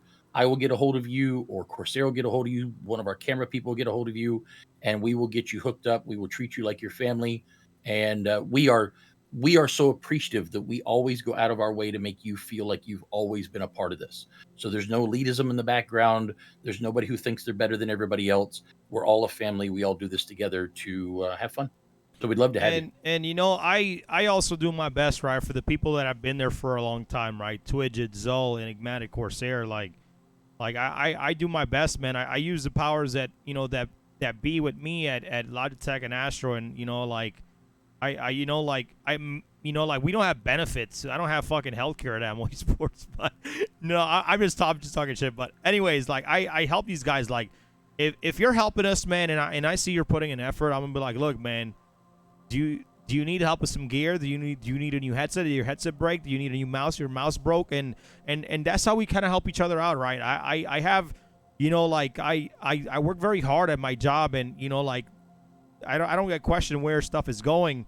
And when I see somebody that really inspires me to be a part of this team, I try to reward them, some way or the other. And Corsair does the same thing, like he shoots them a nice care package, some merch, something. But we all do this and as a volunteer basis, just for the love of the game, and the kind of just events we bring events that no one else does, and it just makes me super happy to see people that really enjoy the event, even though there's a lot of downtime. They're really happy about the event. So, and most of all, we have a blast. Yep. We have fun. I mean, we enjoy each other's company. There are lots and lots of behind the scenes jokes. We really truly enjoy working with one another and putting these events out for you guys. Yep. So I'm gonna answer I'm gonna get this last question in, and then we're gonna jump into some fight or flight talk, because we've talked about Hurston Herlocker. We've talked about 10-7. I think it's about time we jump into some fight or flight. But before we go on, and this is for everybody, right? Everybody here. So if you guys, just make it short, just give us your feel about this question. And this comes from Twidget. How cool was it to be included and added to the official game lore? We can start off with Corsair. Yeah, it was pretty unexpected, to be honest. I think Tyler, they did a post about all the lore updates, and it was kind of like a dot point kind of thing. From Sherry Heiberg, and then Tyler was like, he messaged me, he's like, oh, here, check this out, and I had to go and find it and read it, and then I was like, holy shit. I couldn't believe it. So it was kind of an initial dream, because we spent a lot of time in the first 2 years working on lore. So you see Billy Hyde and another guy, I know Ruben. We released a 22 short story book back in the day. I've still got a few of those floating around. There's a lot of lore in the front of the Daymar Rally rule book as well, about the Daymar Rally in particular. So for us to get the Daymar Rally into lore was a pretty remarkable milestone for the whole team, for everyone who'd worked on it. And I couldn't believe it. It was pretty amazing. So yeah, with official law. So the rally is legit. So in the future when we can have people, like, we got server meshing in and we can have people come down and visit and spectate, and a lot of things are going to happen. And like Zul was saying before, with the reclaimer, which we've always had since the very, very first rulebook, is a derelict reclaimer called the Betty, is kind of like a middle checkpoint, which we want to do some stuff around in the future. Yeah, we're hoping, I've sent off an email and we're hoping that we can even get that included in the course round. That would be very lucky if we could, but I think that we're law that hopefully, fingers crossed, part of some other proof that I put into the email and a little bit of a presentation is that they can include that too as part of the rule book.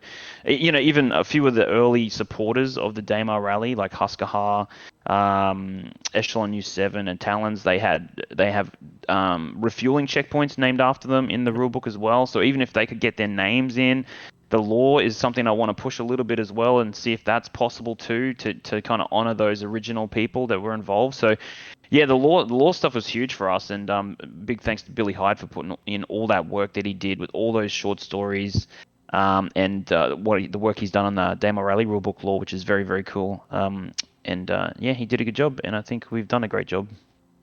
What about yourself, Zol? Like, like all the work you've been putting into the back end, and ATMO Esports, like, how do you feel about, like, being part of something that got put into the lore, like the Daymar Rally? So I've been gaming a really long time. I've pretty much been doing MMO gaming since the grandfather of all MMOs came out, called Meridian 59. Since that period of time, running my own organization for the last 27 years, I have played almost every single MMO that's come out. In the old days, MMOs used to be called MMORPGs because it was massive multiplayer online role-playing games. Now, zipping all the way to these times, 2022, no matter what part of the group that you're from that plays Star Citizen, whether or not you're a PvPer or you're a space trucker or you're a miner, it doesn't matter where you come from. In the end, this game is being created as a role-playing game. When you get into it, you are playing the role of either yourself as a space trucker, a little Asian female that happens to be a miner, or whatever whatever you decide to role play, that's totally up to you. And CIG is trying to make the game as immersive as they possibly can.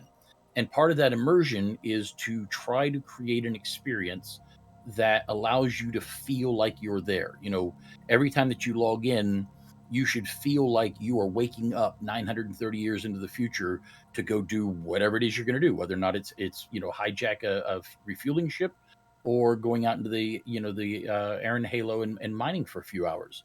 And the Daymar Rally and all the events we put on all have this immersive element to them that makes them a part of the universe of Star Citizen.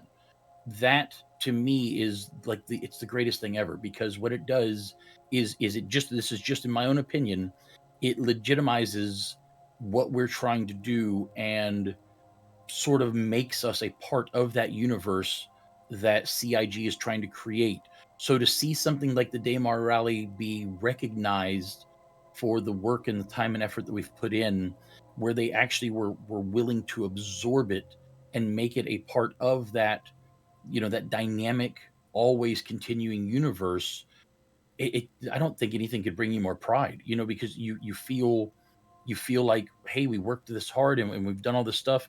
And don't get me wrong, we're not done. It's like that. That's not like the Daymar Rally. So okay, it's gold standard and we're done with it. We are always trying to make it better and figure out what we can do differently in order to make it as immersive as it can be.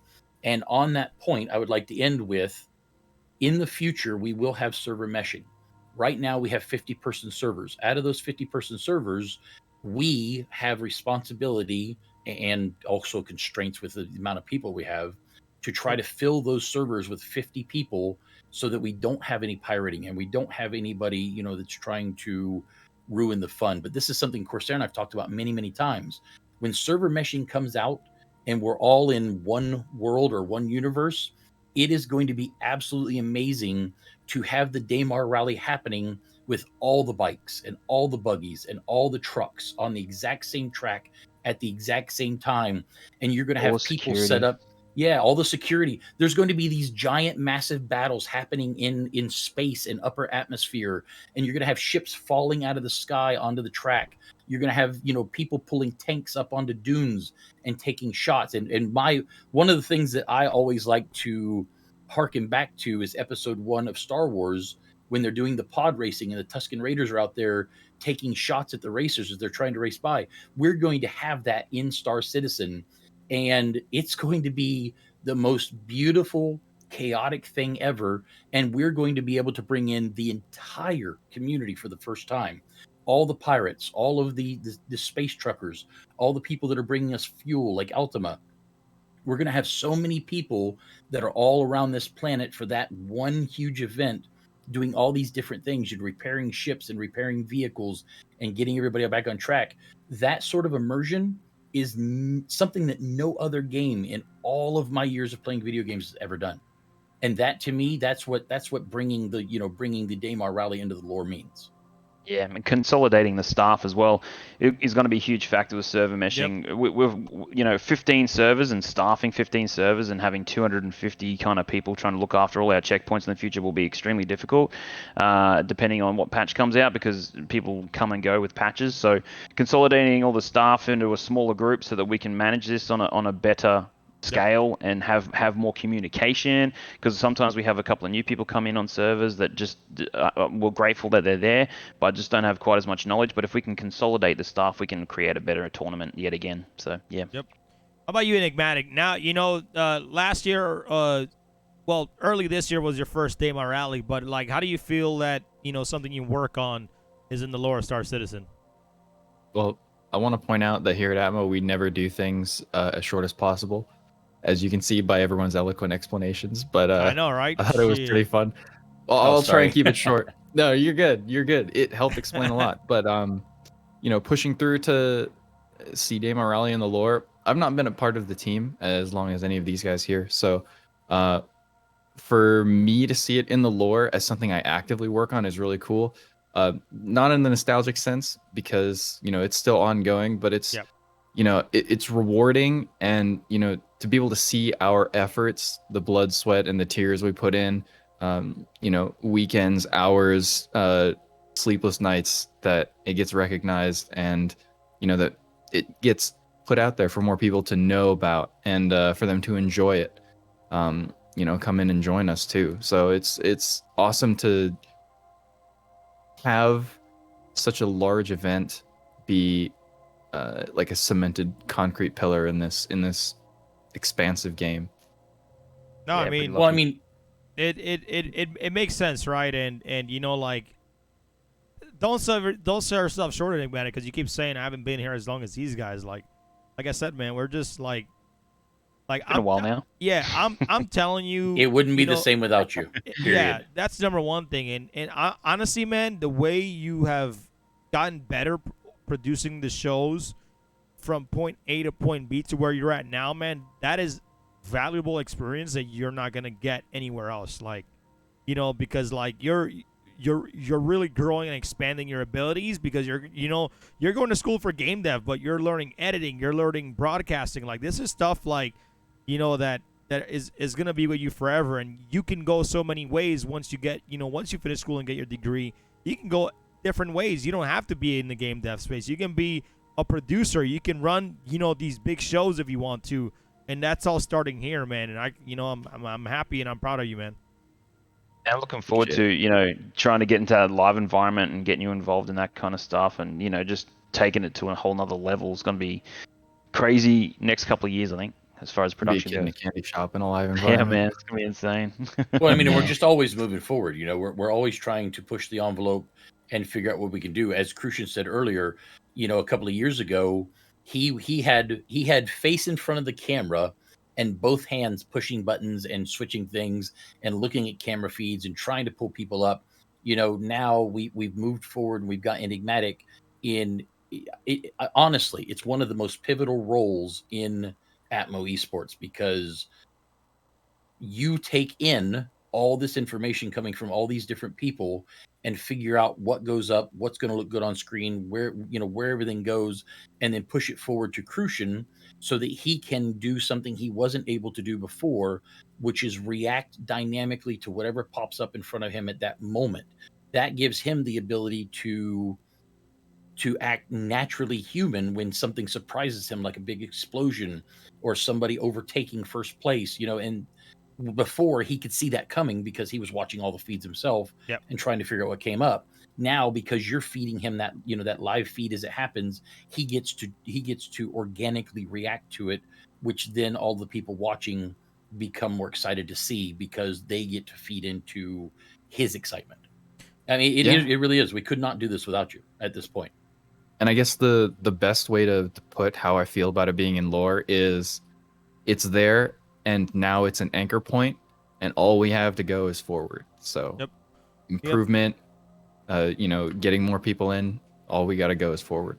Speaking about that, something that really excites me is 10 years from now when the game is live and people have been playing it for years and, it just works right. Okay, look, I'm being optimistic here. So 10 years from now, when the game is actually live and people have been playing it for a few years and they're enjoying it, we'll be able to tell people when they're like, oh, cool, the Dale Rally's coming up again. We can say, yeah, I was a part of that. No, you weren't. No, you're full of, no, seriously, I was there when it became lore. No, man, you're so full of crap. Everybody says that. Everybody says they were a part of it. No, I can show you. That kind of looking back is going to be so cool. All right, let's kind of jump here. This is going to be a quick question for Corsair, right? And I kind of already know the answer to this, but Tara Ebb is asking, how do you see refueling affecting events with ATMO? But I'm gonna add a run-on question to that, or a run-on. I'm gonna I don't think we plan on adding any extra points to the Demo Rally right now because of how many servers until server meshing's in. So, I mean, unless we feel like because ground refueling is not even in yet. It's just, it's just space, it's just aircraft refueling. But how is refueling going to change the game overall for our events? And, are you planning on implementing that before server meshing or after? Well, it was initially planned. That's a really good question. It was initially planned. It's in the original rulebook from the get-go. So 2016, we had refueling checkpoints in because we knew it was. Well, actually, everything was on the roadmap that year. That first year, I was super keen on the roadmap. They had refueling, we had repair, we had server meshing, we had everything we needed for a Daymar rally. And now we're 5 years down the track, and we're still waiting for pretty much all of it apart from moons and vehicles. But 100% planned from the beginning. If you look at the map in the rulebook, you'll see that there is checkpoints dedicated to that. Now, when refueling comes in and it is then they go up a tier and they start looking at vehicles and things like that as well. We're going to need to understand how much fuel a vehicle can actually use between those checkpoints. Can we do 100 kilometers on a vehicle? Each division's going to have probably different requirements for fuel. So we may have to rejig the original map to include refueling checkpoints to make that work. But the biggest question, as you mentioned, is server meshing and us trying to staff such a large situation. I think look, honestly, we tried to do the Betty checkpoints, and getting the accuracy with new staff was difficult. We also tried testing out the refueling checkpoints for 1 year during a practice with some Hercules as kind of roll in, roll out checkpoints, and we would have had to add another 72 staff on top of the 100 odd people we already had. Yep. So we got to kind of double our staff just to do it in a non-server meshed environment. So we really do need server meshing in to kind of produce the full vision of the rally and refueling. But a big part is seeing what fuel's actually going to do to ground vehicles. I don't even know. We may need double the amount of refueling checkpoints that are currently in the map for it to actually work, which will actually open up a few more named checkpoints for anyone who is interested in the time, maybe some sponsors or whatnot. We might have some opportunities around that time. But yeah, we may have to expand the amount of refueling checkpoints we have. We may. One thing you'll be able to do is, you'll be able to have a support craft that can support refueling.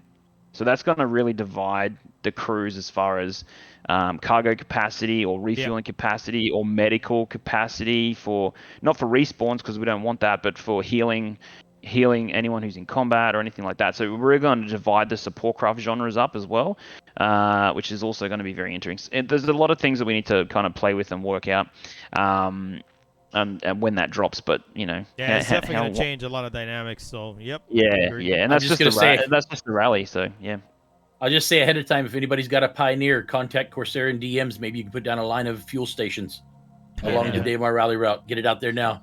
I've got one. Yep. Server meshing is ever so slightly eking its way into the persistent universe. So we're getting closer. We're catching the whiff of freedom, as it were. Yeah. Well, we were talking the other day about when we see new people come into the game, or we see salty older people, veterans, I should say, not older people, but people who are veterans of the game and are salty about the game and are complaining about, holy crap, it's been 10 years. Why isn't the game out yet? You guys suck, that kind of stuff. When we were talking the other day about, do you guys remember back when the boxes first came out and you used to grab a box in your hand and sit on the ground and just go whoop, right through the world? Nowadays, when was the last time that you saw a box fall through the ground? Nobody thinks about it anymore because now it's become so commonplace to actually have the boxes stay where you put them that nobody thinks about the old days when we couldn't actually hold on to a box. But once upon a time, you couldn't walk out of your ship without falling through the ground. And, now that only happens once in a while. But the boxes thing, or even beds, we didn't have the ability to lay in beds and log out. And now bed logging is something we use on our events all the time so that we can be set up and put into position ahead of time. But at one point in time, you had to start brand new every single time and fly wherever you were going. So, the game has progressed, and it's progressed quite a bit.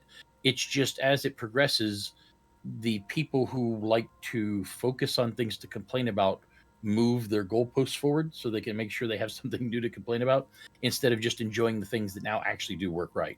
And, with ATMO Esports, we are always, as much as everybody else is, we're always fighting against those newest bugs or things that we have to work around in order to make these events. There's always been a way.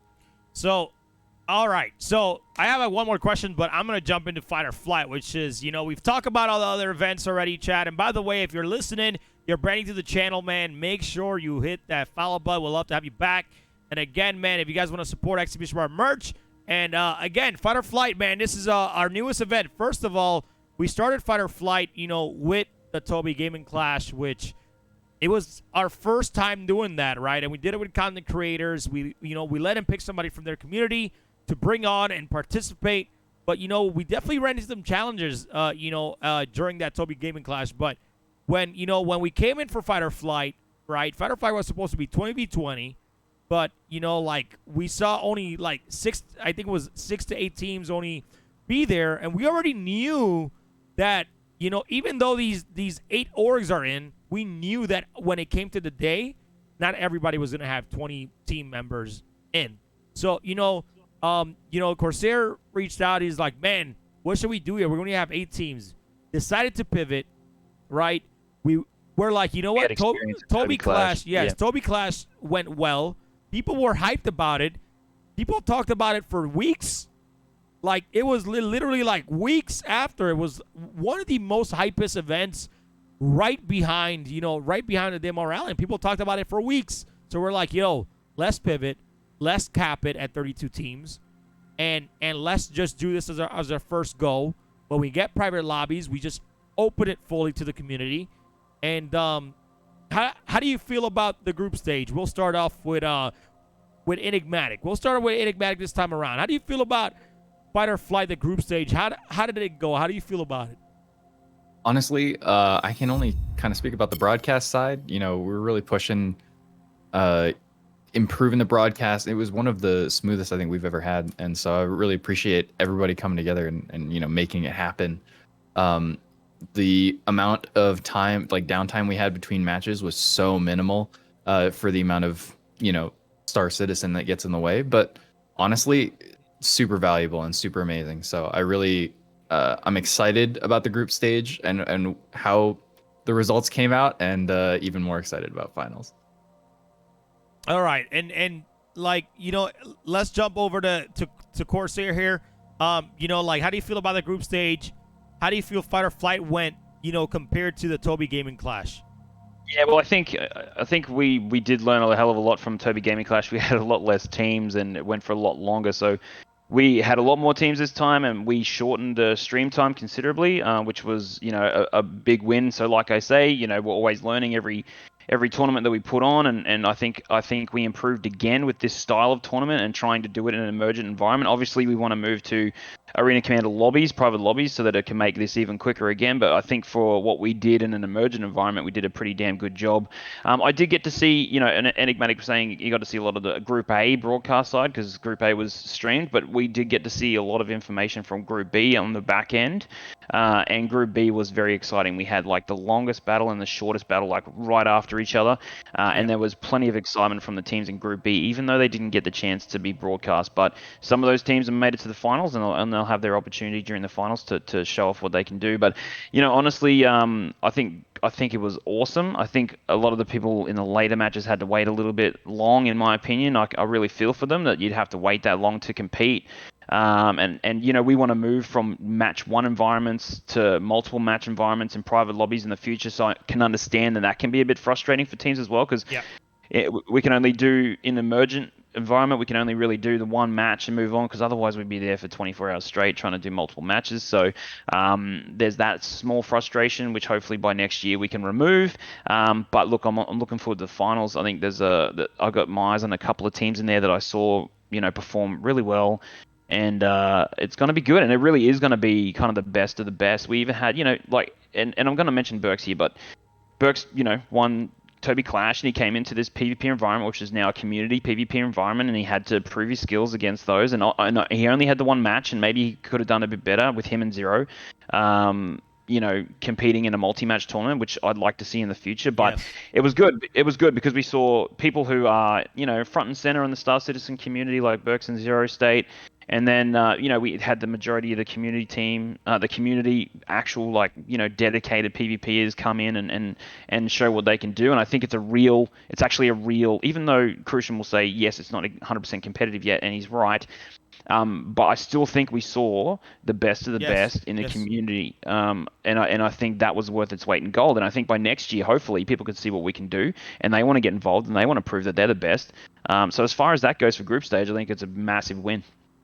No, I totally agree with you, right? And I think people came in and they really brought their competitive spirit to this tournament, and I was super happy to see people that I haven't seen before come join in. And I'm telling you, when people get this right, they get nerves. All these guys are having nerves, like literally nerves, sweating. Papa Freedom was nervous, there's the nerves because you're in a competitive environment and people are shotcasting. This is not the PU anymore. This is not, it is a PU, but it's not just where you just jump in an arena commander where you just have fun. No, you have eyes on you. And to be the best, you have to, put that pressure on. And I feel like, Fight or Flight is going to start a crazy, people are going to start, I think sooner or later, Fight or Flight is going to probably be one of our biggest tournaments because people like, to see this combat versus combat is just, I love it. It really gets me hype. It really brings out the spirit into the community, into watching something that is really, really competitive. Like, don't get me wrong, the MR Rally is competitive, is an endurance race. But, and in some form, everybody is going against each other, but not in this type of way where you're really like at each other trying to get each other down. So anyways, Zol, from your perspective, how good did the Fight or Flight group stage go in terms of, communications and just, everybody in the background? So Star Citizen is a worldwide game. We have people from every country that come to our events. We have people, with different language barriers. And even though ATMO Esports official language is English, we still have teams that come in. In fact, during the Daymar Rally and some of our other events, we actually have a Russian team that brings a translator with them. And that translator does all their translating for them in real time as we're doing the events to make sure they get the proper information. We had 32 teams. So we had 64 individual people in there other than just our staff. And the people were kind. They were understanding. They were patient. They had some fun at each other's expense. They had some fun with each other, all the while still being extremely competitive. I mean, no matter whether or not you want to call Atmo Esports an actual esports organization, or whether or not people can say that we bring a competitive environment to the game or not, the simple fact is, for those 64 people, it was extremely competitive during that event, and they were there for one reason and one reason only, and that was to come out on top. And I know that sometimes you may hear out in the community that, don't go to Spectrum or don't go to Star Citizen Reddit because it's just one big toxic mess of people. There are people out there that are very vocal. There are people out there that are full of salt, but we don't see that. While we may have people that run out of time and complain once in a while, here at Atmo Esports, when we run an event, we get truly the best of Star Citizens, because they all come and they all enjoy themselves and they have fun. And even when we have differences of languages, etc., in the background, we all still are able to come together and have these events. So from a communication standpoint, I can tell you, being in those channels with those people, that they were having the time of their lives. And a lot of times I heard from people, I can't wait till you guys hold the next one, because they cannot wait for us to do it again. Awesome. Even if they lost, they still said, I cannot wait till you guys do it again.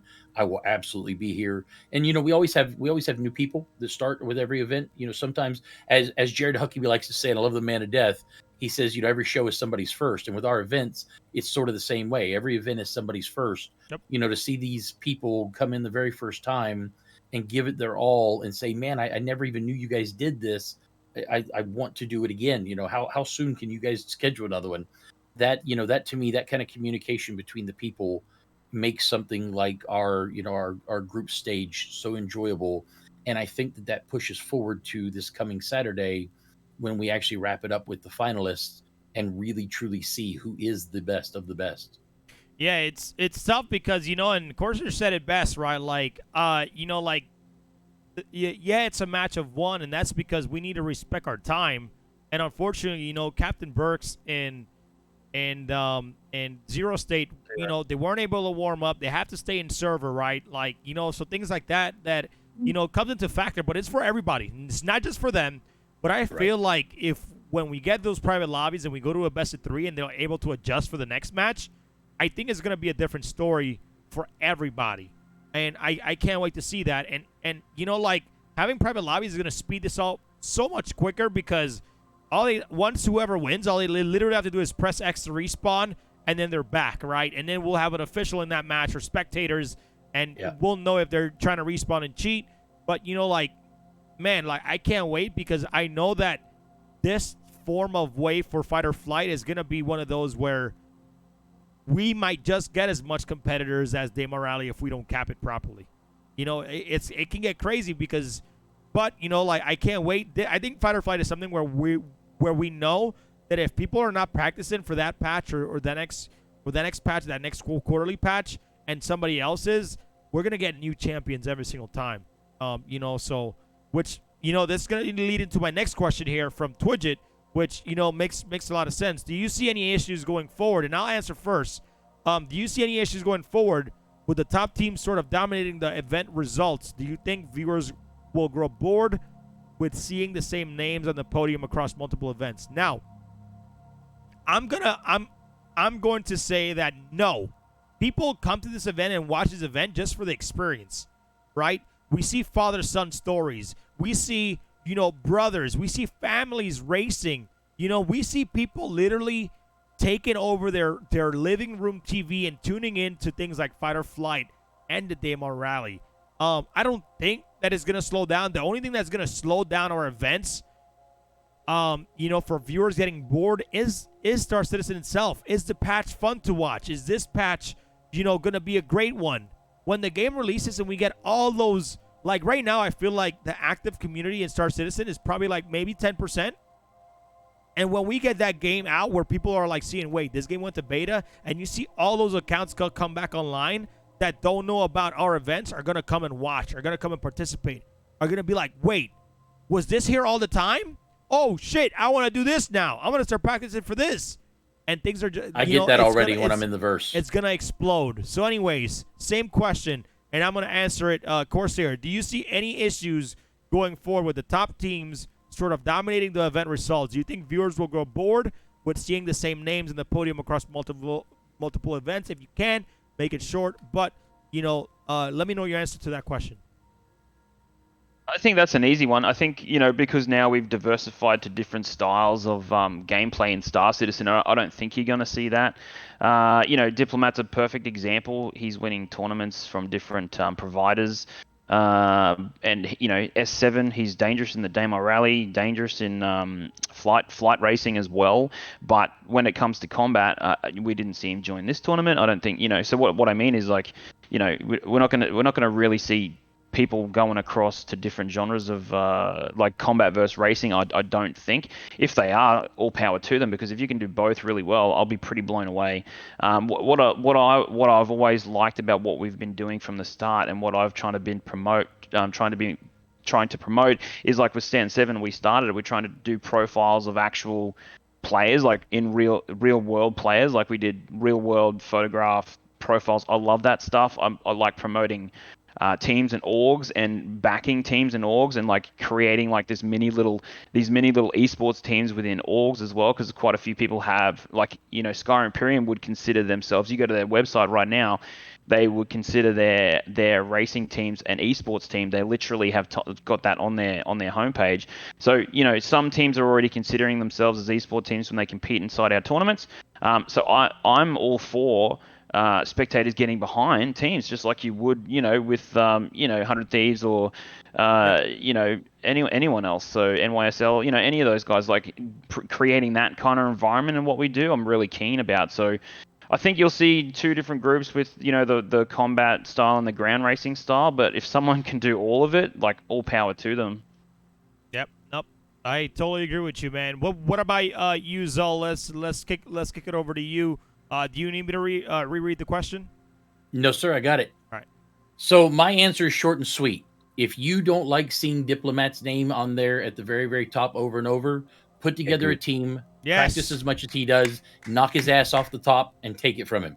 Yep. Then you're the name that people are going to see until they get tired of you, and then somebody else is going to come and try to take your throne. And that goes across all of our events. If you are tired of seeing somebody there, hop in, put together that group, and take them out. Yep. Nope. 100% agree, and I couldn't agree, more with you on that, because the guy that puts in a lot of time, and like Corsair hit right, just like any other esports team out there, if you put in the work, you get results, and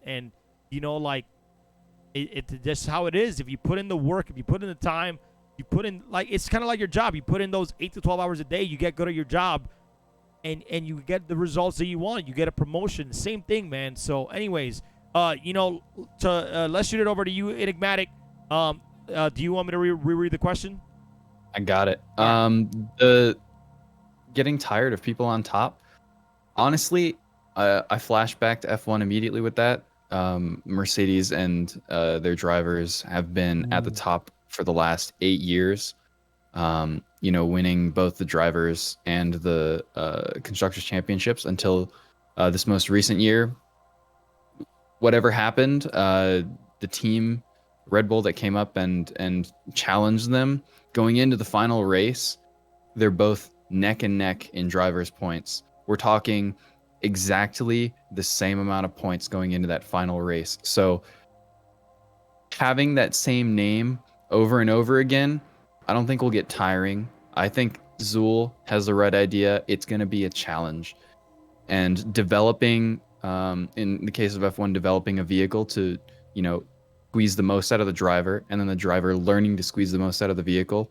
And in the case of Star Citizen, learning every inch of that vehicle, front to back, left to right, top to bottom, and pushing it to the finish line as fast as possible, along with the racetracks, is going to just, especially in Stanton 7, push everyone to, go as hard as they can. And if you get tired of someone, go take them out. Well, yeah, and I'll tell you, behind the scenes, we have people like Jet Heller, who months and months before the Daymar Rally drives it over. Now we're talking about a 6 or 7 hour race in a Rover, and he drives it over and over. I mean, hundreds or possibly even thousands of times, so that he knows every single rock and every turn where his vehicle is going to bounce the whole 9 yards. When it comes to something like the fight or flight, we have given every single pilot on there the exact same ships with the exact same loadout. So when it comes to them fighting, it's not because, Papa Freedom happened to bring in a warden when nobody else had one. It's because his skill outmatches the skill of his opponent at that period of time. And during the next match, maybe his opponent will outmatch his skill. So it's not these people that are winning due to the fact that they don't put in any effort. We're talking about people who put in just crazy amounts of Diplomat.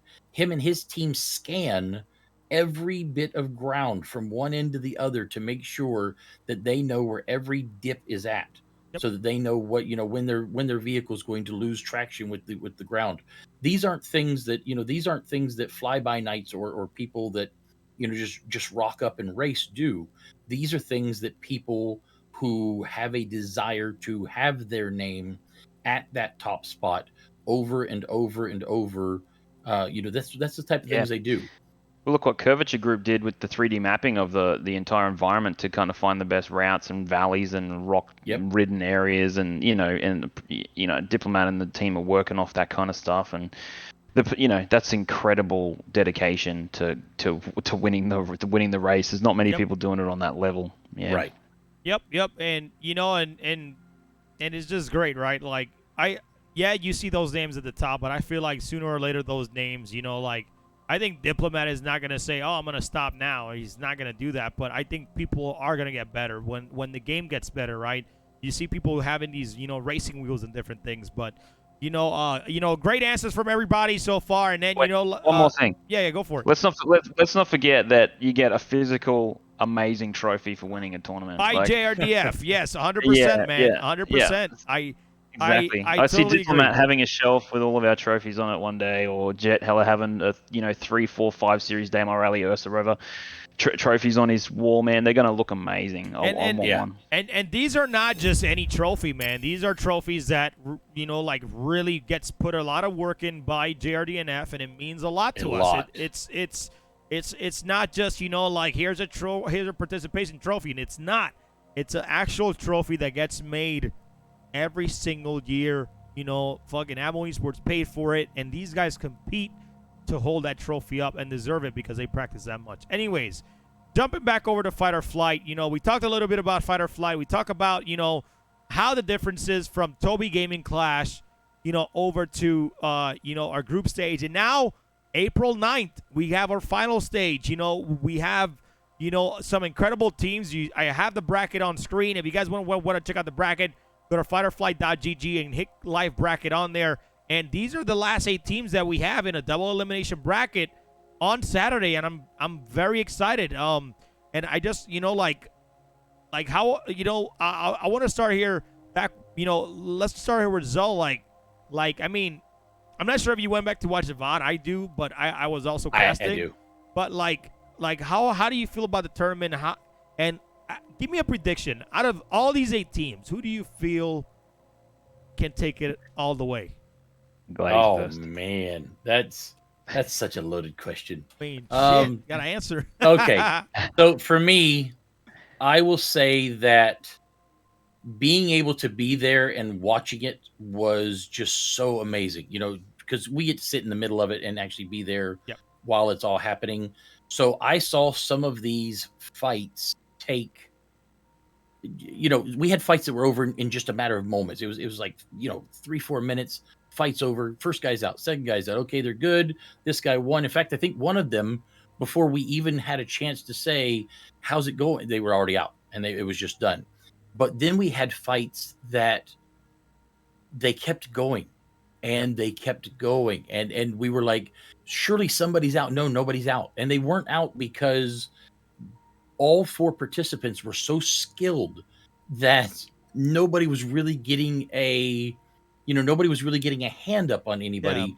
And it allowed them to stretch that fight out to the point where, because they were all 4 so good, that the only reason somebody died is because they became fatigued or their hand cramped up, or it was a true reason. They ran out of fuel. Yeah, or ran out of fuel. Yeah, exactly. I was very fortunate to sit in with all the teams, and I'm a huge fan of Avians, and I'm a huge fan of the Talon. I'm going to put my weight behind Black Fleet 2. Black Fleet number 2, which is our very own Papa Freedom. Okay. I would love to see him because he works with ATMO. He busts his butt all the time, running cameras and stuff for us. This is the very first event he's been in that he's been a participant. He hasn't had anything at all to do from the administrative side or the camera side or anything. So he's truly been a participant this entire time. I would love to see him and Black Star come and take it all out. I really would. All right. What about you, Enigmatic? Give us your thoughts on the finals. Like how you feel the matches went, because I know you were switching cameras. And kind of just give me a quick prediction, even if you don't have anybody. Just if you pick somebody because their name is cool.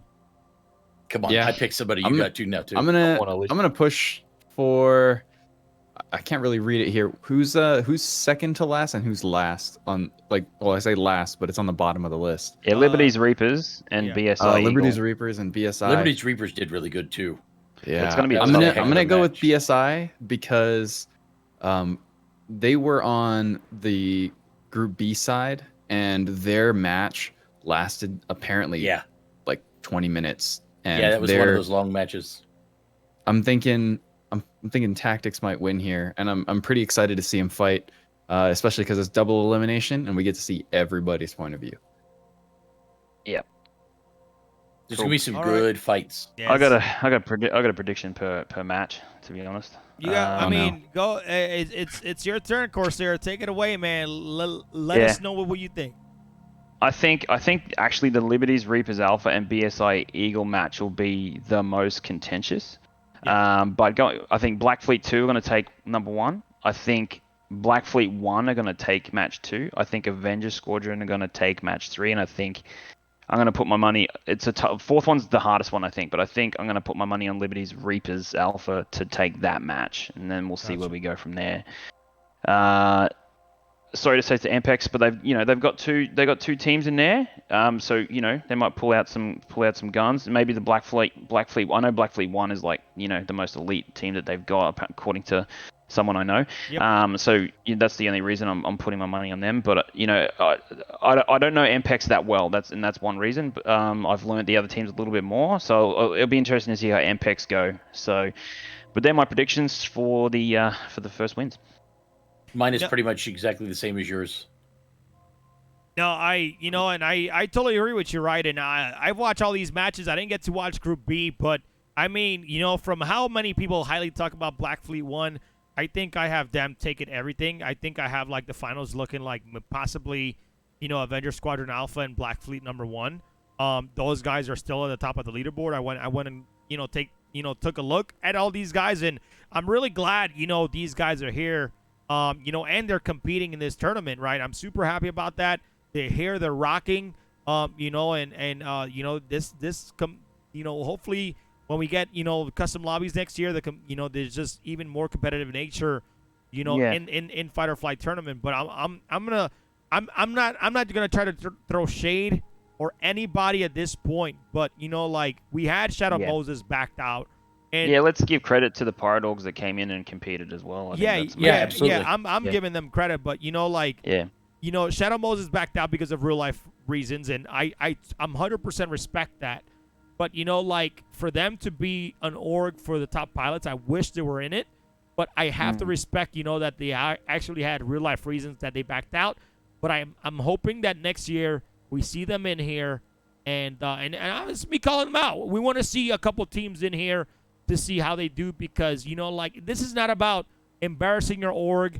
This is not about losing. This is about wanting to have the best teams in here, and I feel like those guys are some of the best pilots in here as well. Great. So that's why I'm saying that right now. That match. Well, not just for Shadow Moses, but for anybody out there. Yeah. If you think you're the best, if you bragged everybody, that's one that sticks. That's one that sticks out the most. And I'm telling you right now, Miss Gabby's and her teammate, that was the match of the group stage by far. The strategy and the tactical awareness of that matchup, man, really had me hyped for the future of Fight or Flight. And it was an absolutely incredible match. And like, man, I was awed because of how good she did. And I thought if they had another chance of best of 3, this shit would have won the distance. But I cannot wait for the finals. She was worried ahead of time. She did an amazing job. Both her and her teammate just did. Well, she went Actually, against everybody did. She went against Black Fleet #1, which the top of the leaderboard. But that team did so good, and I was happy. But anyways, sorry, go ahead. I was gonna say, for our 4 commentators here, could any of you beat anybody out of all the teams? Could you beat a single person in PvP? Like as a commentator? Nah, I don't. No. Look, I've been dealing with this remodel, and I haven't even fucking touched the game, and it pisses me off because I want to get back into the game. I have a full Monster Tech mount system. I got I'm gonna buy dual sticks, but this whole remodel, when they're doing my floors, I didn't want to do anything. And I haven't even streamed. I haven't played a game. I've been concentrating on my job and ATMO Esports. That's what's been my priority. My job, ATMO Esports family. That's what's been my priority for since August, since I moved. But I want to get back into streaming.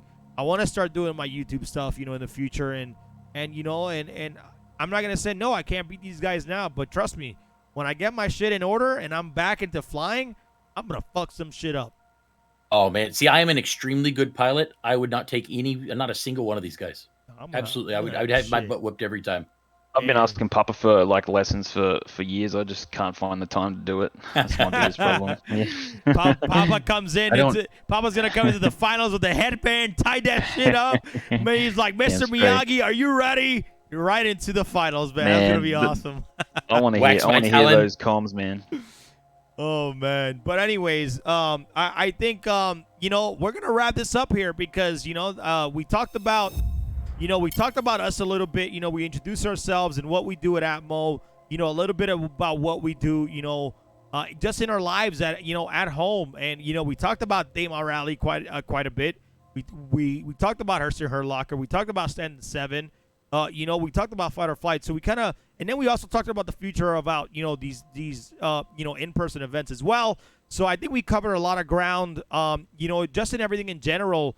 And, I just want to say that, everybody that's still watching, any staff that's out there, we're not going to do this often, but the next time we do this, we are going to bring in different people, and we are going to bring in other people as well, because that way we can also highlight the other staff that wants to be highlight, because we're always also busy during these events, and we never get time to highlight the people that are always behind the scenes working.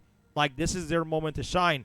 And then one thing I'm gonna say is that, look, if you want to join ATMO Esports, come hang out with us. See if you like it. If you don't like it, you don't gotta be there because it's all voluntary. You can do whatever you want with your time. But if you want to help out, hit that ! Gilded. Come join us, man. Come help us out if you want to. Any role. If you want to be a camera, you want to learn to fly, be a camera. We got people. Papa Freedom helps with our camera crew. He'll help you to learn how to fly, how to set up, all that things. We're here to help you guys not only, make events, but help make the game even funner for you. And also, casters, man. If you think you got, the swash to cast, come down, because, me and Detox can't cast every match on our own. Can you imagine when Fight or Flight has 96 teams, man? I'm not casting 96 teams. I might as well just go to sleep.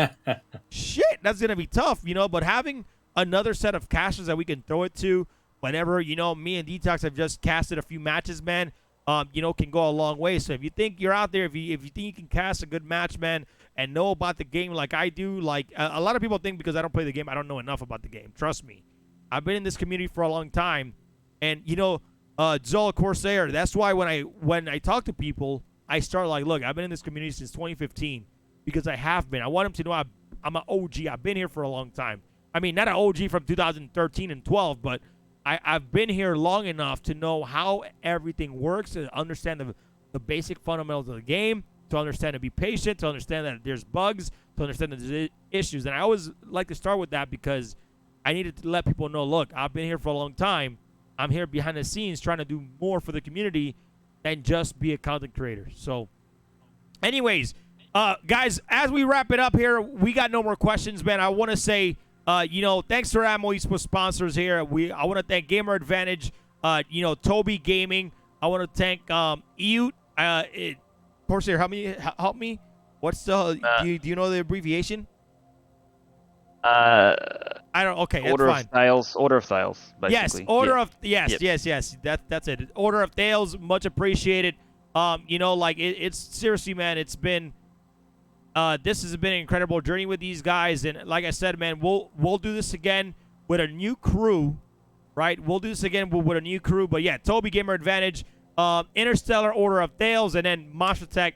Much appreciated for you guys, coming out and helping support ATMO Esports. And then we're gonna do some last words here. We're gonna start off with Zul, man. Anything you want to say anything lastly that you want to say to the community out there that are currently watching? I'll say the same thing that I usually say. Star Citizen is an alpha. They are working their butts off on it. They love the game as much as you do. They play it as much as you do. They know that it needs to be fixed. They know what needs to be done. We're trying to help them alpha test this game. We're trying to help them, make it better so that in the future, all of us can enjoy it in a gold, in a gold standard when it releases. Be kind to them. Be kind to the developers. Treat them with respect. Take a little bit of time. Have a little bit of patience. It will get there. In the meantime, we will do everything in our power to bring you guys the most fun we possibly can every other week. Gotcha. What about you, Enigmatic? Any last words before we wrap it up, my guy? Honestly, tune into our streams. Check out the Gilded. Come on down. Help us out.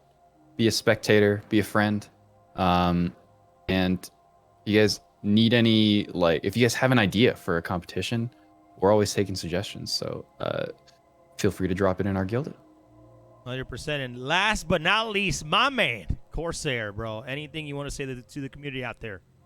Yeah, we got a ton of things coming up in the next 2 months. Fighter Flight Finals coming up this weekend, so tune in, check that out. It's going to be amazing. And then not long after that, a few weeks after that, we've got Stand 7 qualifiers coming up. In May, end of May, come and see me at Beacon in Liège over in near Brussels over there in EU. We got a huge EU fan base, so I'm hoping to see a whole bunch of you guys. I think Toby's just joined as well, Beacon, so that I'm going to get to meet them there. JRDNF are going to be there. Husker Ha's got an exhibition there. We've got Star Jump's going to be there. We've got there's heaps of people going. So I think Game Glass might be getting involved as well. So tons of stuff to go and check out. And if you want to get an ATMO swag bag with some rule books and a pin and a couple other bits and pieces, and check out the trophies for real, because it's a really rare option to see the trophies in real life. Come and visit and say g'day. Yep, and obviously for me, man, I just love being here, man, guys. I'm always gonna do my best to bring you guys the best casting possible to the Star Citizen, man. Especially when hopefully I started getting my ass back in the game, so I can learn, more technical terms and how everything works, because I know the game has changed a lot, and since I've been in last, even the loot system blew my mind away. So definitely excited to get back into the game. But guys, again, if you guys want to help us out, man, Exhibition Bar Gilded, come hang out with us, man, and it has been a great podcast. That's going to end it there for us, man.